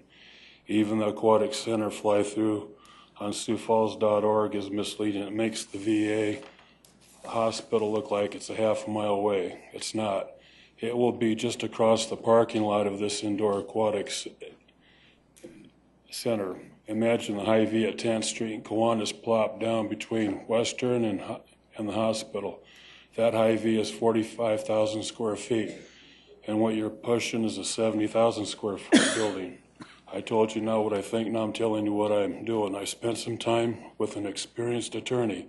I'm convinced that because the city demonstrated last week that it does not intend to abide by the conditions under which the land we're talking about was conveyed to the city, whereas the VA needs that land for expanded parking and future expansion of the facility. I, as a veteran, believe I have standing to take it through the courts to compel the Veterans Administration to claim the land. and that's what I'm doing. Thank you for your time, Mr. Mayor and the City Council. Richard, thank you for your service, first of all, and thank you for your testimony. We really appreciate it. Welcome. Thank you, Mr. Mayor.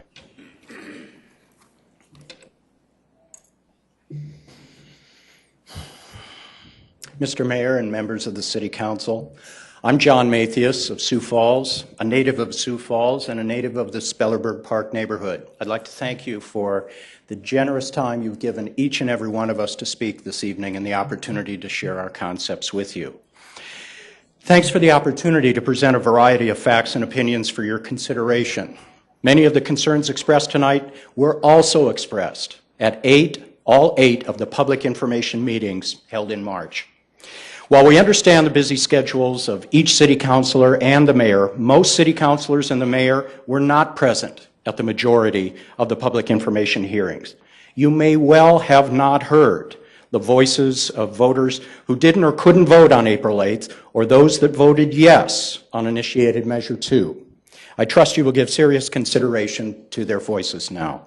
Tonight you have heard credible and carefully articulated concerns about our new indoor aquatic center, such as financing, land use issues, the ease of access of the location, traffic, parking, room for expansion, and unresolved potential property deed issues.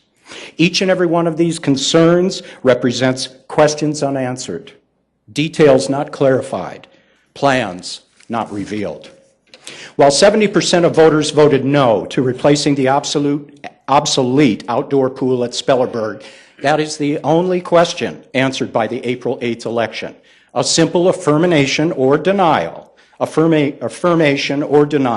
a single choice or course of action, not a voter alternative between two pool options, as required by voting law pertaining to the initiated measure process.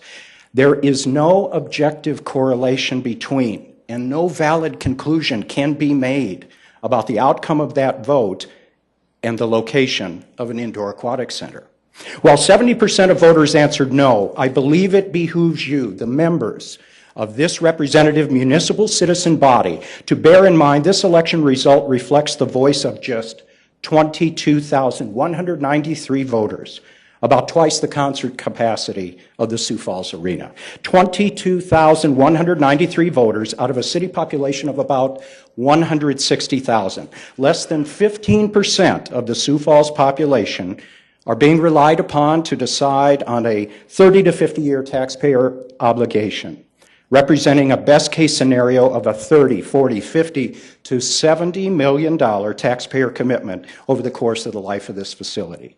The opinion of 22,193 voters in 2014 are relied upon for the merit of that decision, which taxpayers will shoulder for decades.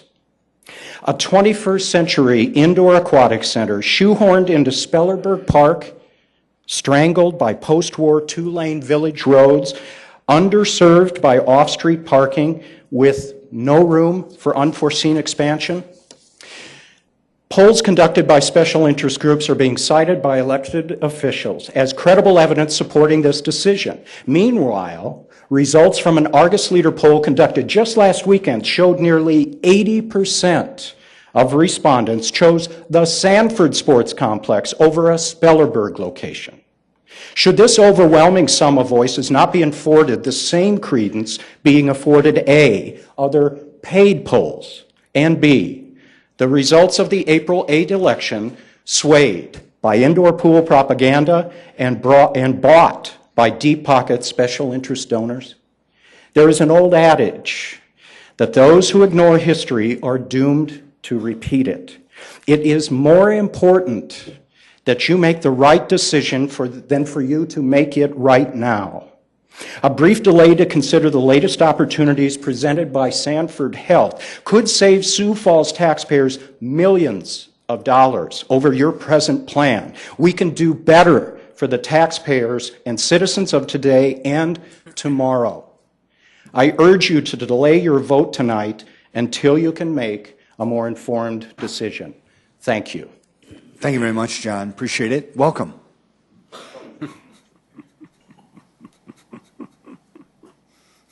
Hi, my name is Brian Brenner, lifetime resident of Sioux Falls. With me, I have here a little girl by the name of Moa. If you guys can see her over the podium here. Okay, here, go over here and look at this side. Through all of this, I have a son who is up to my ear. He's 13, going to be driving this summer. And in the summer of 2006, it was recommended that an indoor pool be placed at Drake Springs. Since then, a lot of debate has went on, and I've been trying to think of a way to explain this to my kids. And there's two words that come up that I've heard used in business many times. It's called analysis paralysis. Mm-hmm. And when we talk about that, I look at Moa, she's this tall. My son is this tall. That is the lifetime of a childhood. That is a lifetime of a childhood. And in that amount of time, as a city, we have made no decisions other than to continue to delay. Groups have come up in support, lack of support, wanted to change different things, but nothing has been done. I need to go back and remember my childhood growing up in Sioux Falls. I was lucky to play soccer, baseball, basketball, football, and I need to go back and remember, and I had to call my mom today, in 1977, I started playing soccer, and I think everybody knows how big soccer is in Sioux Falls now. When I started playing soccer, we played it in the back of the baseball fields. We set up two little cones, and we played soccer. Luckily, I don't know how, we have all these beautiful soccer fields in Sioux Falls now. And I think over 5,500 kids participate every year in soccer. I think as a progressive city, it is in our best interest to move forward now, end the analysis paralysis, and vote for an indoor pool before Moa is 13 and asking me, when will we have an indoor pool? Thank you. Brian, thank you. Moa, thank you as well. Welcome. Bruce Danielson. I need overhead. Is this somebody here to... Don, would you help Bruce, please? I guess that turned out pretty well just the way it is. What I have here in my hand is the 200 petitions that are ready to go out and get finished. There's already a bunch that are in process on this. And the initiative process is a wonderful thing. We've talked about it a few times when I've been up here, and we've been going through it. Just this week we saw that another group circulated a petition and got 6,100 signatures, and it's totally changing all the plans that were being made by the school district. In 2012, we sat here and had the Snowgate decision postponed until 2014, and then we got blamed for the delay in the process when we were actually asking to be tied into the school board election last year. Some comments have been made tonight, and I'll tie all this together, that the Parks Department in their grand plan built a bike trail. The bike trail is actually, if you were living here and in the area in 1969 and you got to experience the flooding that happened that year and the destruction that was going on, you'll all remember that the bike trail is actually a storm sewer system for the city of Sioux Falls. And its primary purpose is flood control. I lived in some apartments downtown here once upon a time that were part of the flood control system. And when we had some high water one year, we were told to be ready to evacuate from there if we had to. That is the storm sewer system. So we have a beautiful park system that's been built out of green space. And, you know, the discussion that's here tonight and been in the press lately is thinking about having green space. And, you know, I've talked to a lot of the people from the Spellerberg area, a lot of people from town, and they say, well, if you don't build an indoor pool at Spellerberg, what are you going to do there? And there's been a lot of options that have been brought up. could be made into an ice skating rink. It could be filled in. It could be the current building that's there on site could become the warming house for the sledding hill, which is a part of the storm sewer system. And we keep forgetting about infrastructure. And we're taking $11 million that was borrowed for infrastructure to prevent destruction. And we're trying to move water efficiently through this town.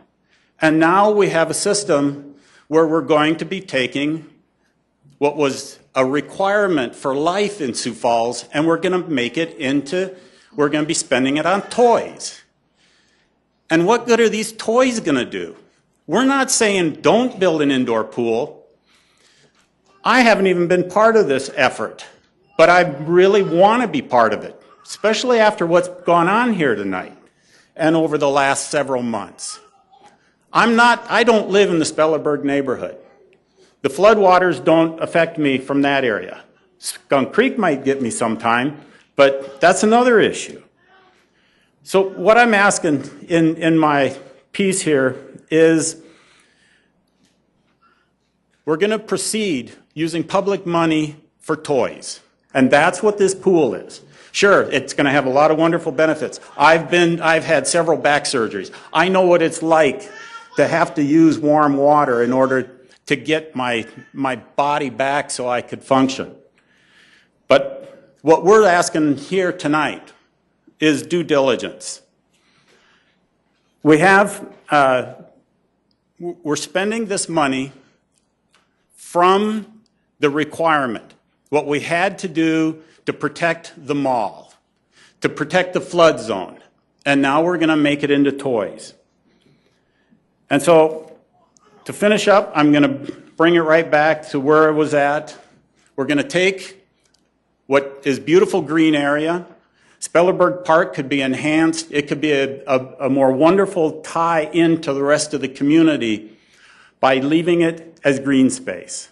Leaving all that beautiful green space, those tennis courts that are one of 10 of these special tennis courts that were brought in. And Mr. Mayor, I understand your wife was part of that process that got it here. And the Tennis Association.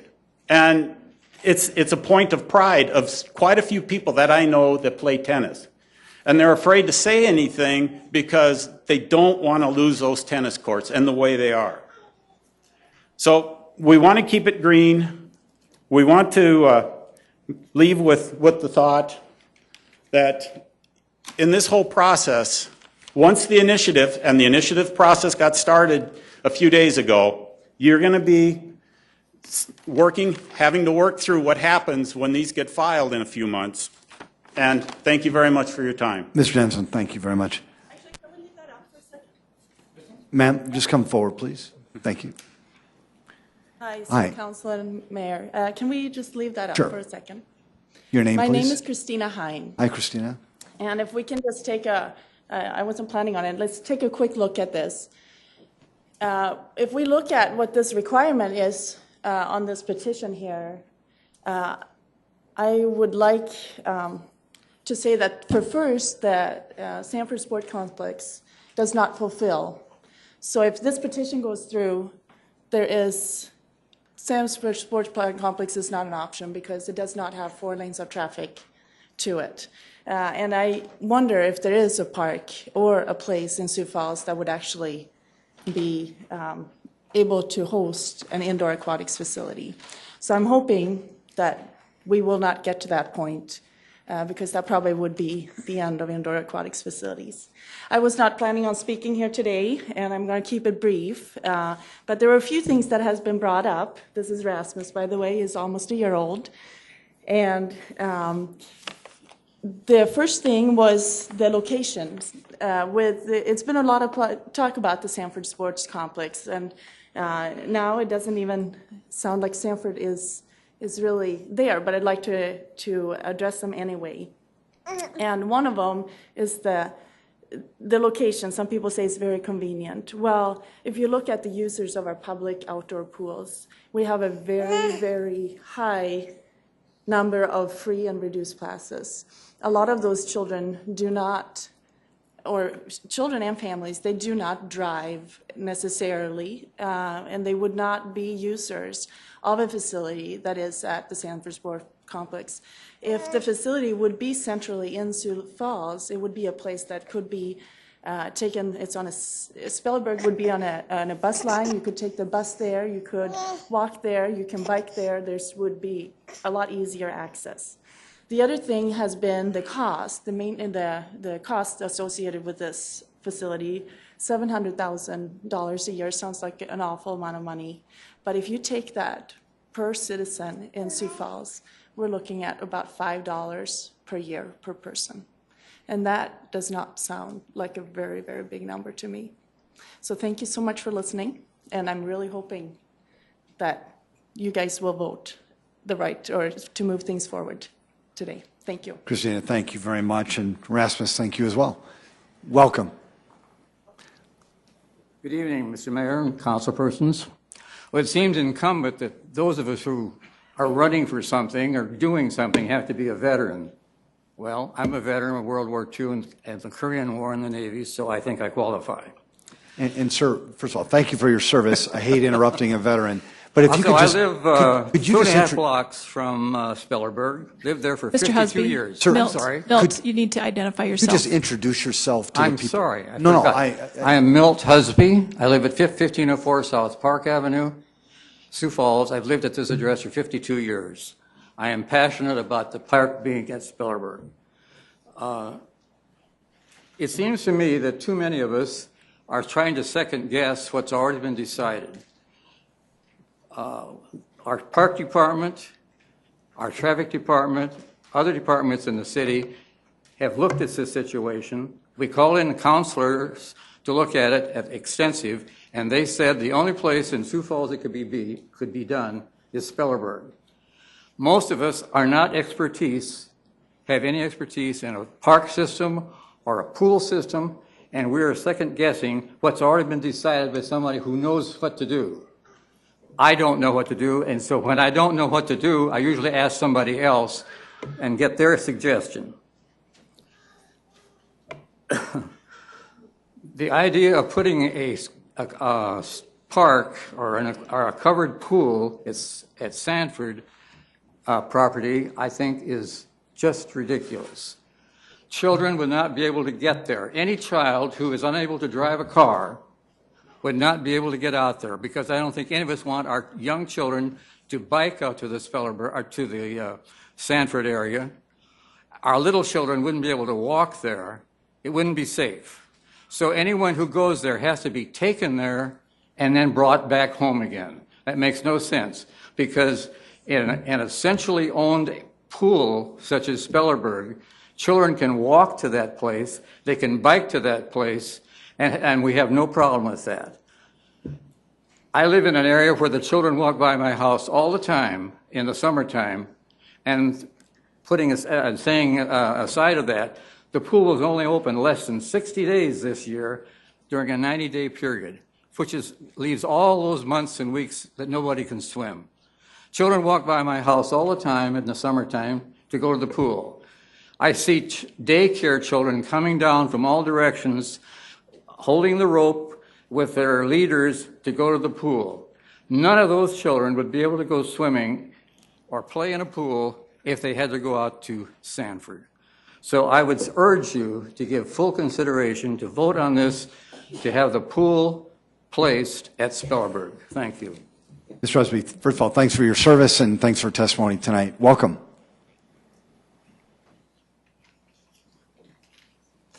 Hi, Dr. Pat Lawler.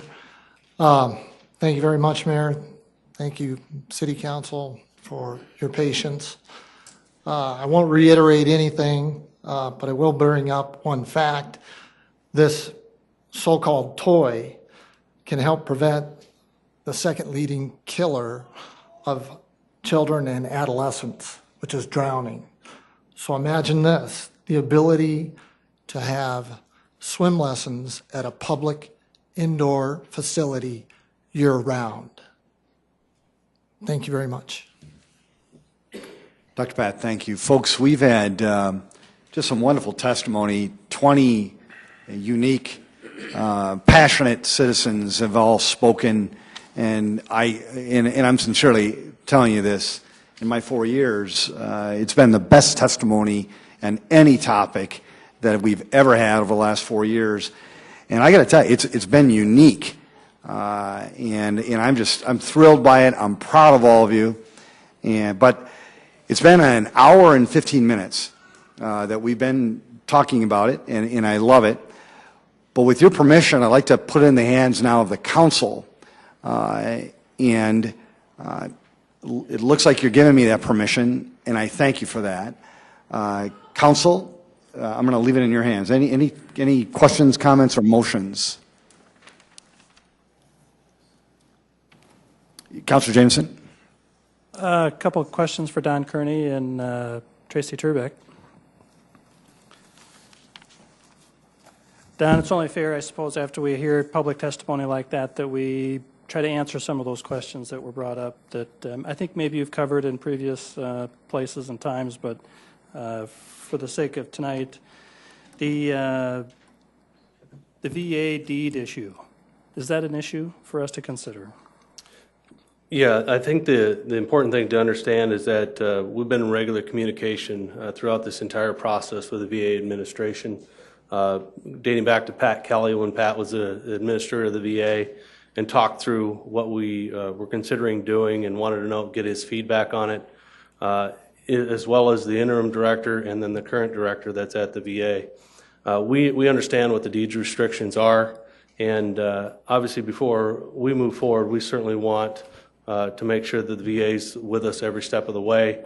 Every indication that we've received so far that they are supportive of this plan, and we don't have any reason not to believe that wouldn't continue. Very good. And the issue of expanding the pool.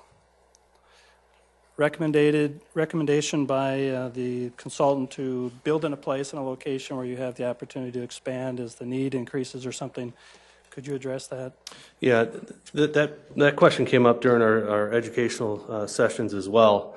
Certainly from a building standpoint and an architectural standpoint, adding on to a climate-controlled environment like an indoor aquatic center generally is not recommended, primarily because of the HVAC systems that are included.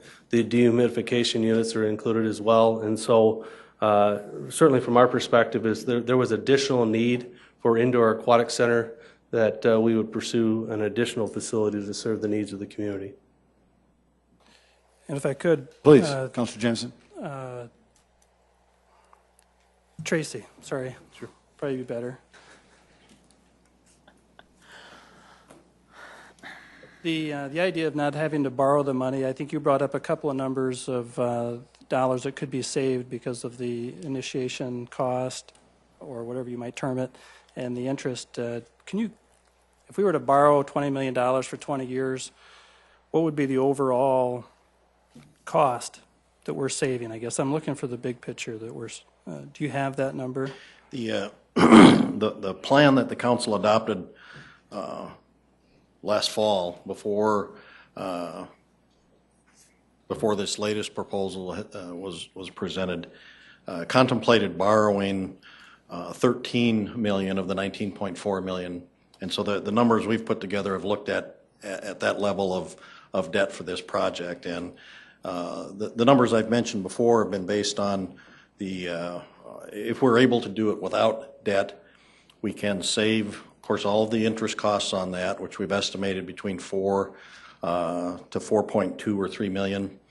In addition to that, in issuing bonds, there would be costs for legal counsel to issue the bonds, for underwriting fees, for those costs associated with actually just selling the bonds of another approximately $300,000. So we've estimated about between $4 and $4.5 million. Of course, that would all depend on what the interest rates would be at the time we sell the bonds, but I think that's a reasonable estimate of the savings on interest and issuance costs. Very good, thank you. Councilor, thank you. Councilor Staggers? Yes, if I could, Tracy, you're talking about saving $4 to $4.5 million by not getting bonds for this indoor pool. But in reality, we are paying interest, aren't we? We're paying interest because of the levy. How much are we paying on that? We're not paying that off. We're letting that go. That's right. Paying the bonds off that were issued to fund the flood control improvements is not an option. If that had been an option, that would certainly have been something we would have taken a very close look at and done some analysis on. So I can't tell you, Councilor, how much interest we will incur, but certainly by avoiding the use of debt for this project, it's even better than paying bonds off early because we avoid those issuance costs. So in addition to avoiding the interest on the bonds, we also avoid that $200,000 to $300,000 of cost of issuance, which we really, that's just like a fee in taking out a loan at a bank, comparable to that. So the city doesn't know how much we're paying in interest? I don't have that information with me tonight, Councilor. Yeah, I mean, it's certainly in our budget. It's in your capital plan every year that you approve. I didn't bring that number with me tonight. The point I'm trying to make is that, we are probably saving money if we would go this way, but maybe not $4 to $4.5 million because we are paying interest on. And that interest will continue. We cannot avoid that. We are legally obligated to pay the interest on those bonds, and no matter what we do with the $11.2 million, that interest will be paid. Okay, thank you. That's a given. Councilor Anderson, Jr. Don Kearney, please.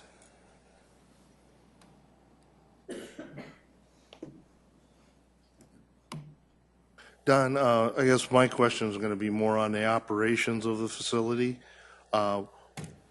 Basically, what do we envision the rates for people going to the indoor pool are going to be compared to what we have for outdoor pools?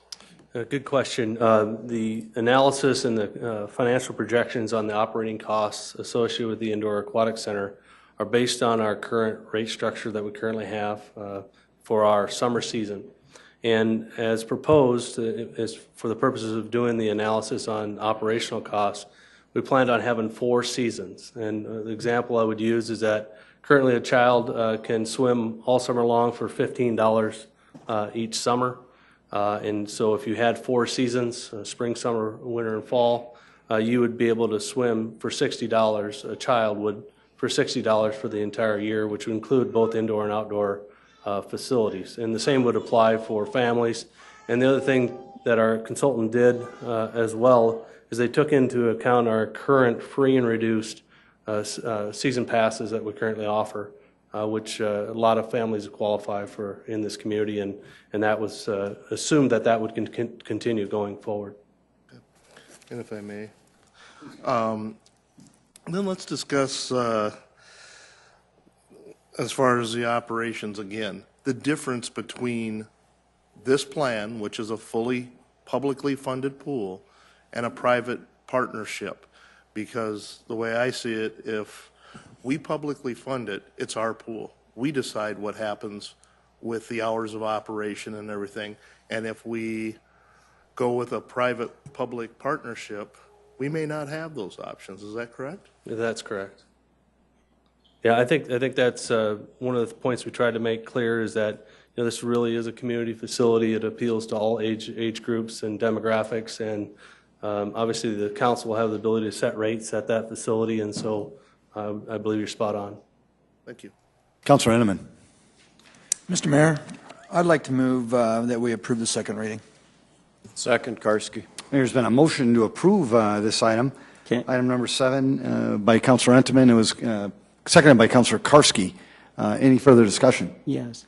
I have a question for Councilor Don. Staggers, just one second. Did any other councilors have any discussion before I turn over to Councilor Staggers for the second time? Councilor Staggers. Yes. Don, you mentioned that the city has talked to the various directors of the VA. How many people have we talked to out there? 3. 3 people. Did we get anything in writing saying that this was going to be okay and we didn't have to worry about this? Issue the deed. Yeah, I think what we would say is that we've had regular dialogue with the VA administration, and I don't know that we technically have anything in writing, but we reviewed the plans, try to address any potential concerns that they would have, and I believe that they're supportive of this being a Parks and Recreation purpose in Spellerberg Park. and they didn't voice any concerns about negative impacts to VA healthcare that I'm aware of. Just to clarify, is there any intention on the part of the city to get something in writing from the VA? Yeah, I believe that would be the case. We'd certainly want to do that before moving forward, and certainly our intention to do so.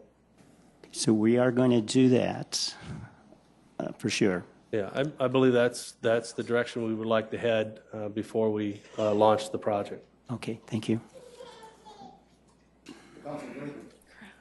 Council, very good. We've had great public testimony, the best I've ever been associated with. We've had plenty of dialogue on this topic for a long, long time. Good questions tonight. Councilors, thank you. On behalf of the city, let's have a roll call vote, please. Yes, Mr. Mayor. Yeah, I have an amendment to the motion. Councilor Staggers? Yeah. Let me just clarify here. The motion is what we have in front of us, is that correct? Yes, Councilor. The motion is an ordinance of the City of Sioux Falls, South Dakota, providing supplemental appropriations for our Parks and Recreation Department of $11,180,776. Yeah, okay. I move that we amend this by deleting in the first sentence the phrase by adding Spellerberg Park as a designated location for the project, to delete that.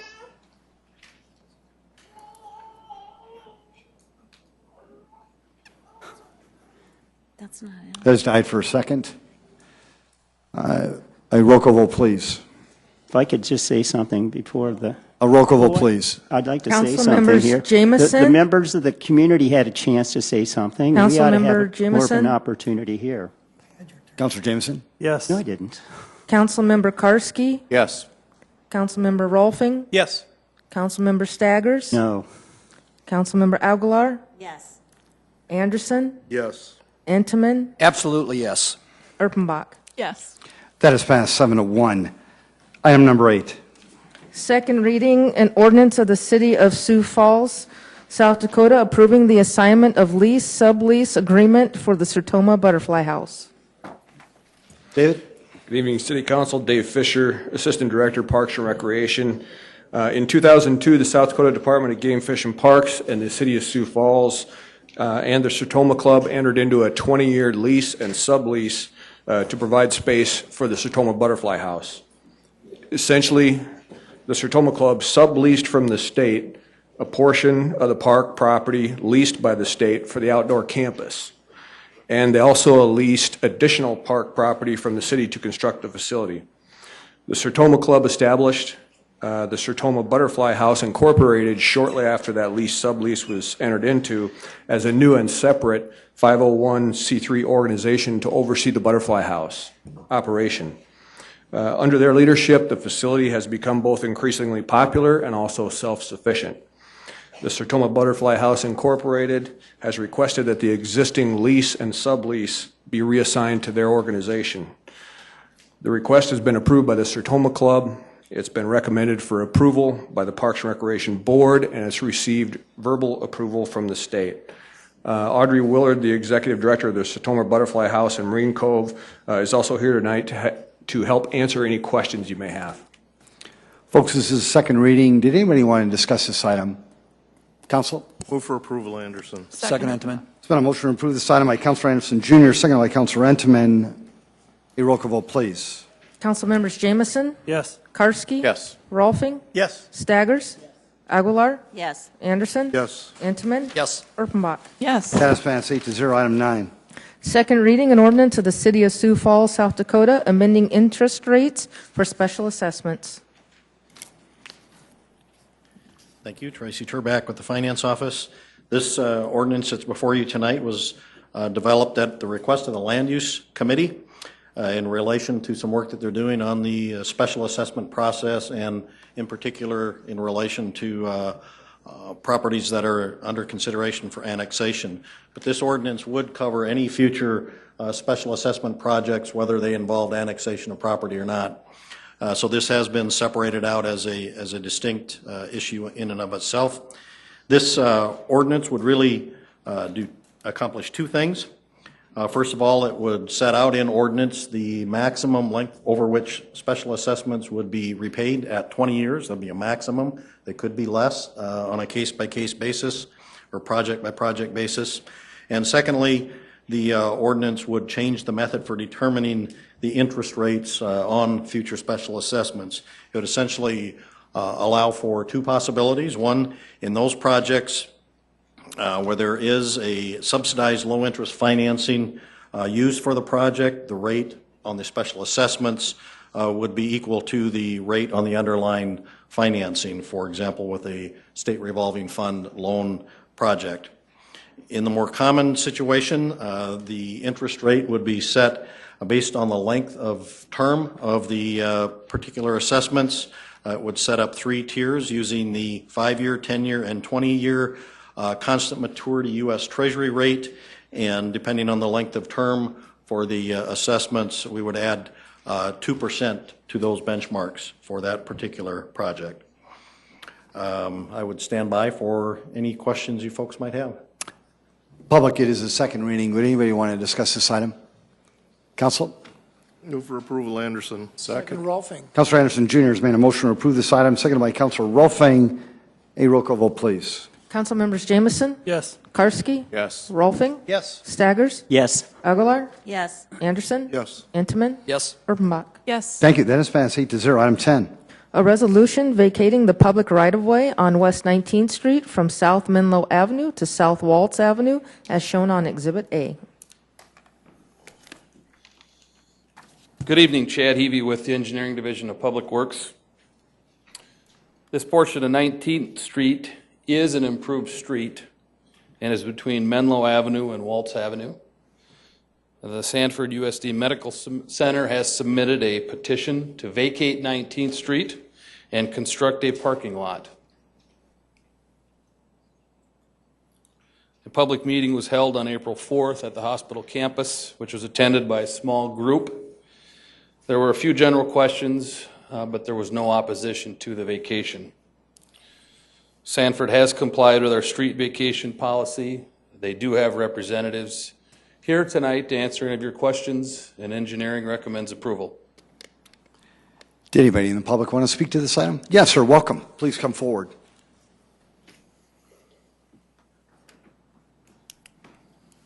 Yes, my name's Dave Heckenlively. I live in the Bowl, which is what this area is affectionately referred to. 19th Street is still important part of the way that the storm sewer is taken away from our area, and it goes 2.5 miles all the way to the zoo. That's how far that goes. And if you look on your map here, where Waltz Avenue is, that's where it kind of connects to 18th Street, and it keeps going west. But then 19th Street going east is where all the water is collected, because 20th, 21st Street is all higher in the ground that they have there. So Menlo Avenue and 19th Street is still, the water's still coming around the corner, just like we had over the weekend, and it's going down to 19th Street, which is where all the inlets are for that particular area. And I think if Sanford is going to continue to turn a lot of these homes, now there's 22 of them, into parking lots, you guys need to rethink your idea of what is the storm sewer going to be like in that area. It looks like it's going to be blocked off to me. And I don't think you'd like to see a pool of water, even though it might be temporary, at 19th and Menlo, because the water wasn't able to go east to some of the more inlets that are on 19th Street. So that's the only reason I'm here tonight, is just to say, hey, look, it's been just 10 years. This Memorial Day, it'll be 10 years that we had the flood in our town.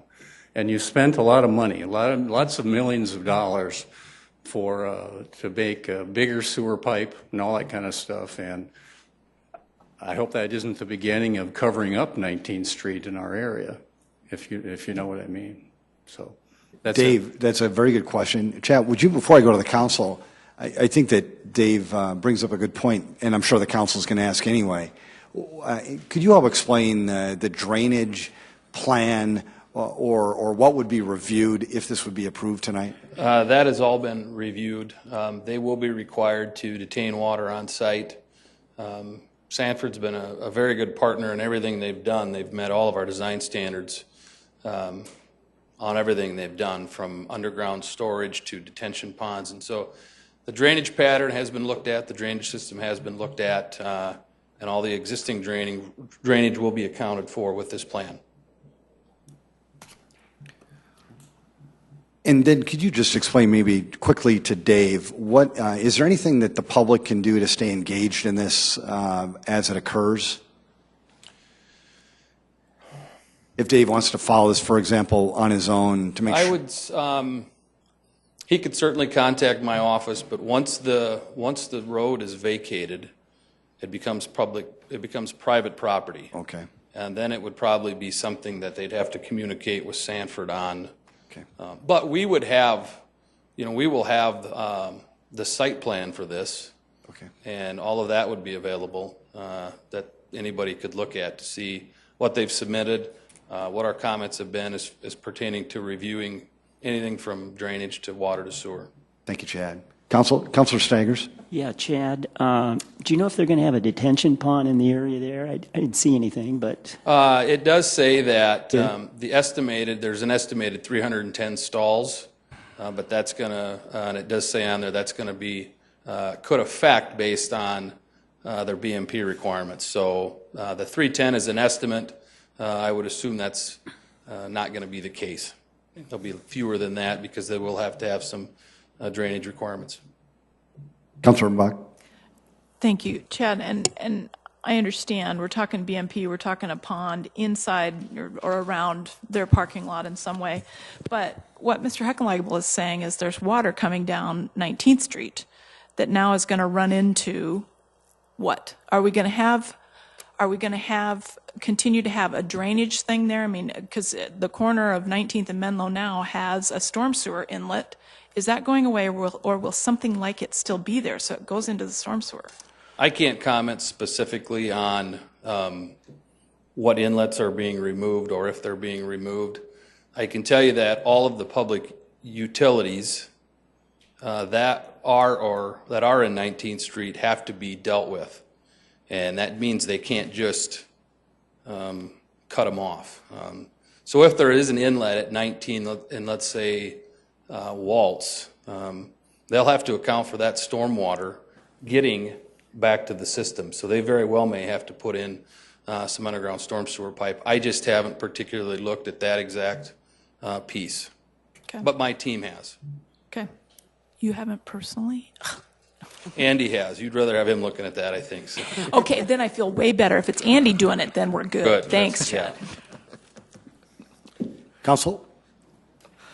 Move approval, Rolfing. Second, Urbanbach. Councilor Rolfing has made a motion to approve this item, seconded by Councilor Erpenbach. A roll call vote, please. Council members Jamison? Yes. Karski? Yes. Rolfing? Yes. Staggers? Yes. Aguilar? Yes. Anderson? Yes. Intiman? Yes. Erpenbach? Yes. Thank you. This passes 8-0. Item 11.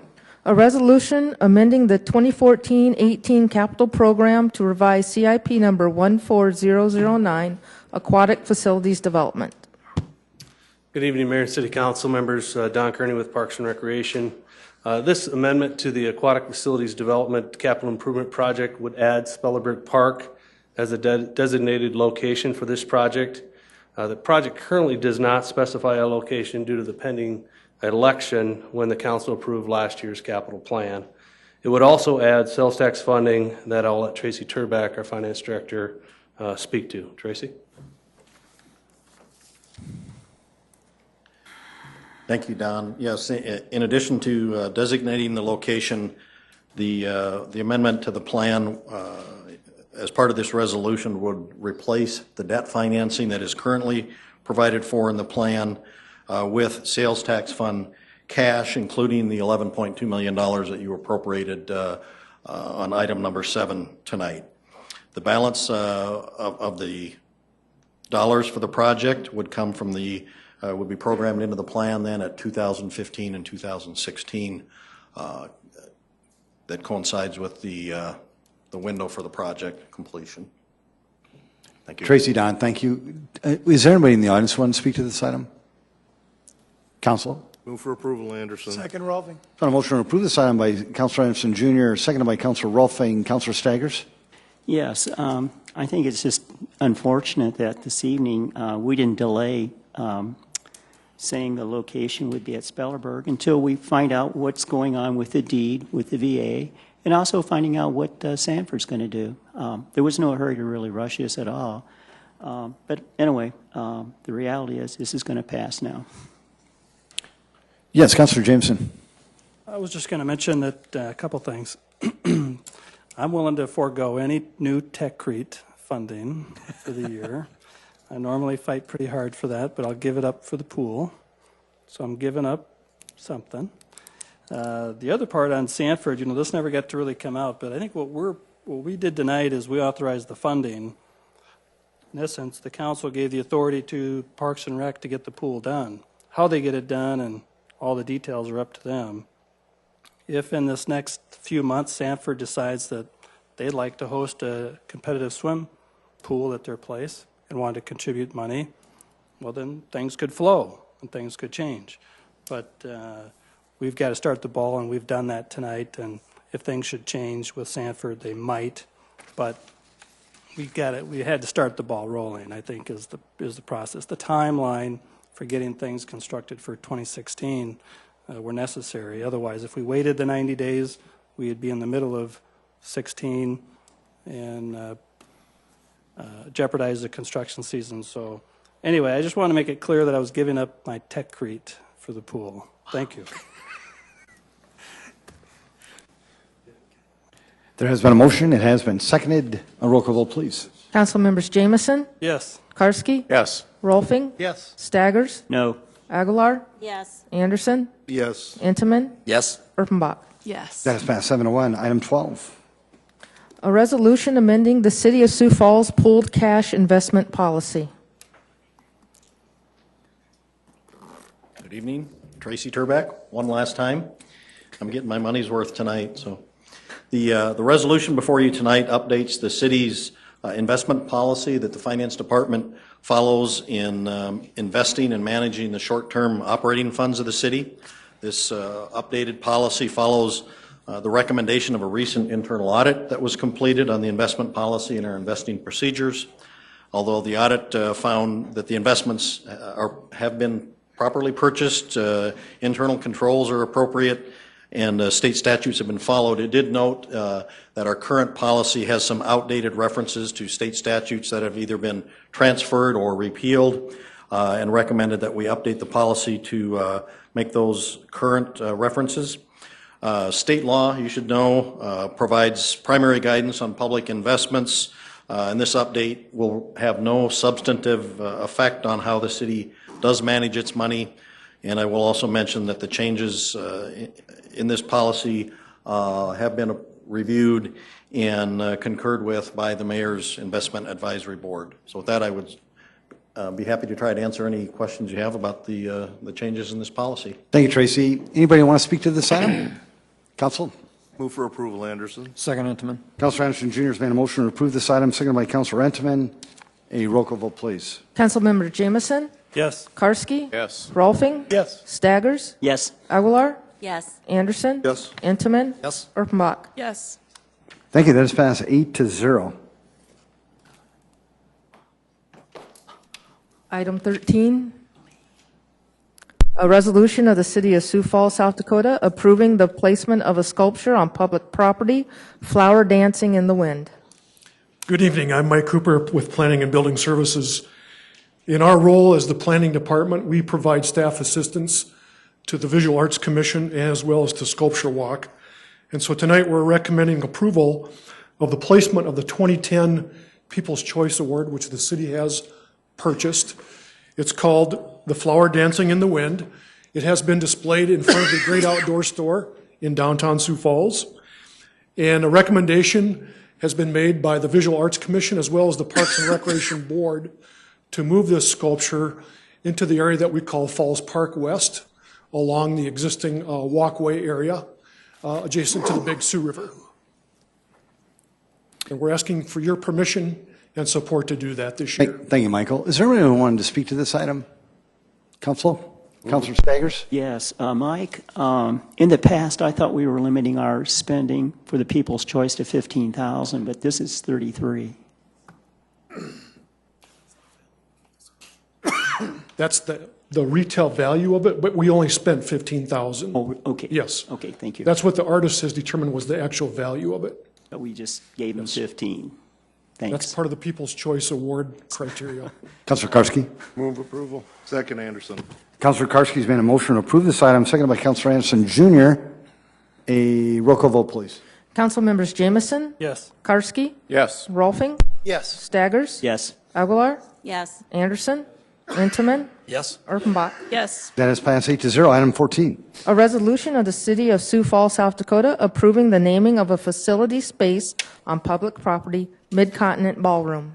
If you recall, the city council last April established a naming committee, and as part of that process, the proposed naming of public facilities needs to come to you based on the recommendation of the naming committee.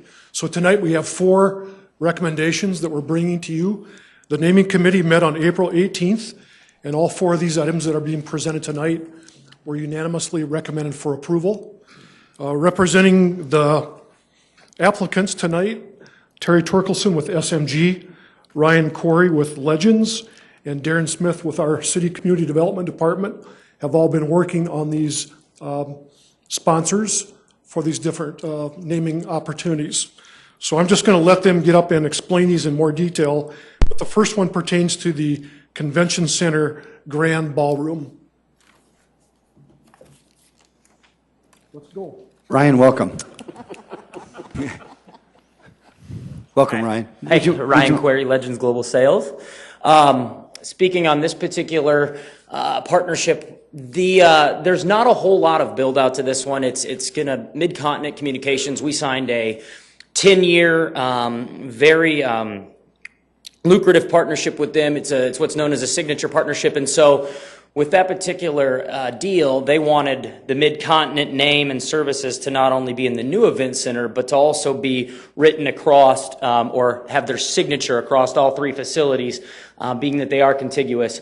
And in this particular case, they are going to have their name basically in SMG standard, so whether it's some aesthetically pleasing die-cut letters up above the ballroom, calling it the Mid-Continent Ballroom, no longer Ballroom A.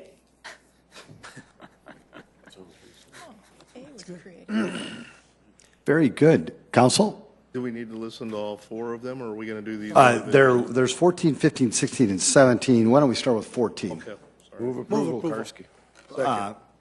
Councilor Karski made the motion, and Councilor Rolfing was right there. Second. With the second. And then Councilor Anderson Jr., I'll get back to you on the next ones. Keep me in reserve. Will do. If there's no discussion, a roll call vote, please. Council members Jameson, Yes. Karski, Yes. Rolfing, Yes. Staggers, Yes. Aguilar, Yes. Anderson, Intamin, Yes. Erpenbach. Yes. That is passed 8-0. Item 15.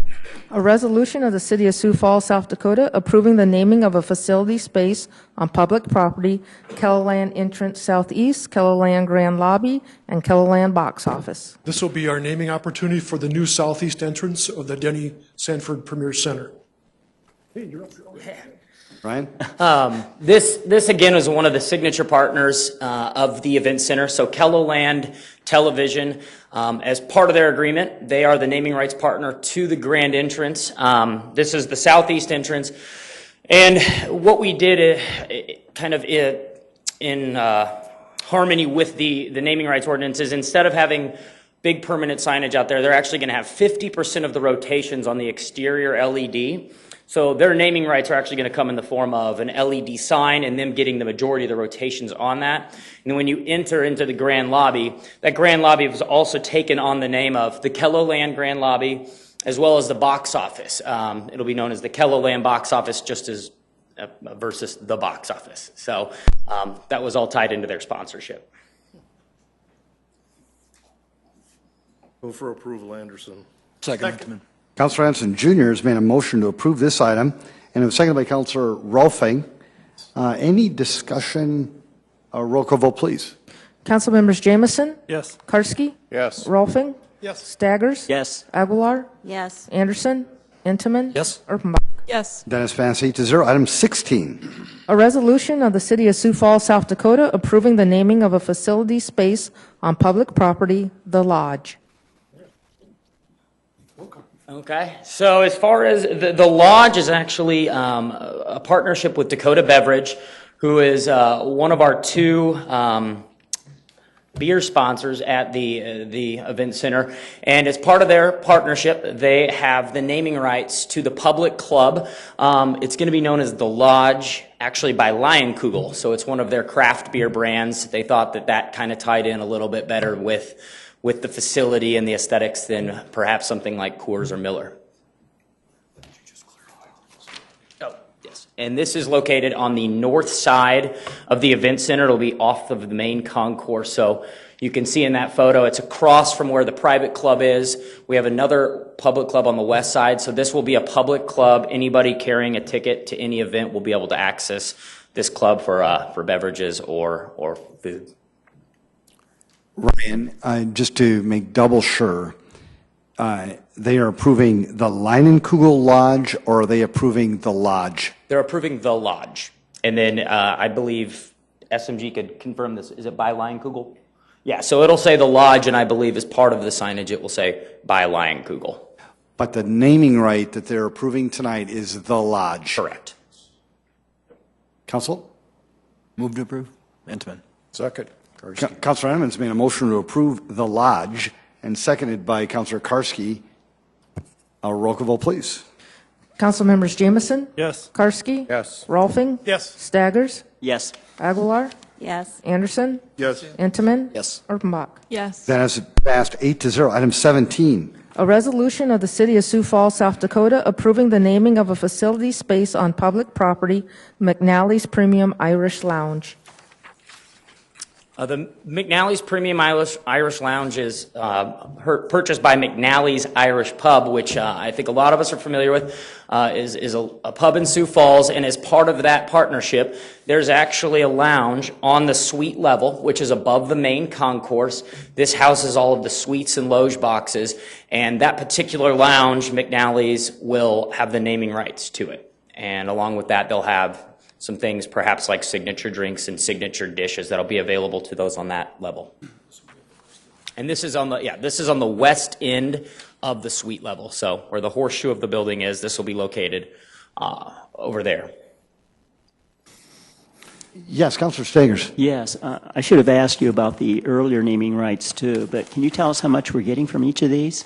I can. I have that information. Let me grab that real quick.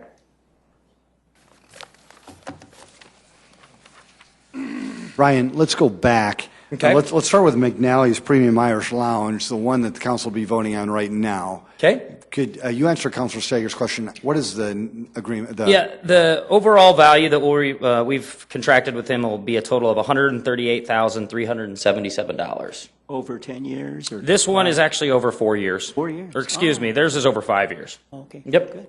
Thank you. And then the Lodge, Ryan?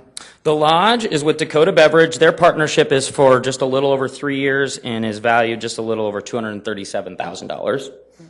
Then, Ryan, the Kelloland space, please. Kelloland is a 10-year deal, and it's valued just about $516,000.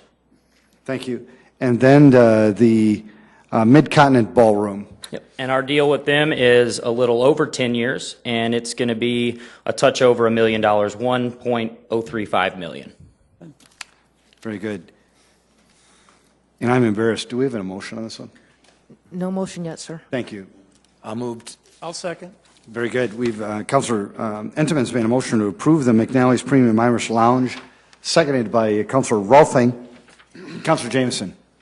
Ryan, on the signature drinks at the McNally's Premium Irish Lounge. What? Why would you laugh? I'm just smiling. I just want to make sure that they would have Jameson Irish whiskey. I'm sure they will, Counselor. Okay. Although I'm not the food and beverage provider, I have a strong inkling they will, and they have mentioned that as one of their signature drinks, Jameson Ginger to be exact. I was thinking he was going to ask if there were going to be free samples, but. Very good. Very good. Very appropriate question, Councilor Jansen. A roll call vote, please. Council members Jameson, Yes. Karski, Yes. Rolfing, Yes. Staggers, Yes. Aguilar, Yes. Anderson, Yes. Intiman, Yes. Erpenbach. Yes. That is passed 8-0. Council, any new business? Very good. I sincerely, I know just about everybody's gone, but I think it's one of the best meetings, at least from the public, I've ever been in part of. Just loved it. So proud of you folks as well. Would anybody want to get us out of here? Move to adjourn. Are you sure? Second, Aguilar. Before we do that, it was Councilor James Intiman who made the motion to adjourn his last meeting, and it was Councilor Sue Aguilar who seconded the motion to adjourn her last meeting. I know that most all the people are gone, but before we say, let's get out of here, I could at least the remaining 6 of you, the 2 of you folks who are coming on board, and this one mayor, and everybody else in the room, if we can, we're just going to say goodbye, and we're going to give you one last round of applause. Thank you.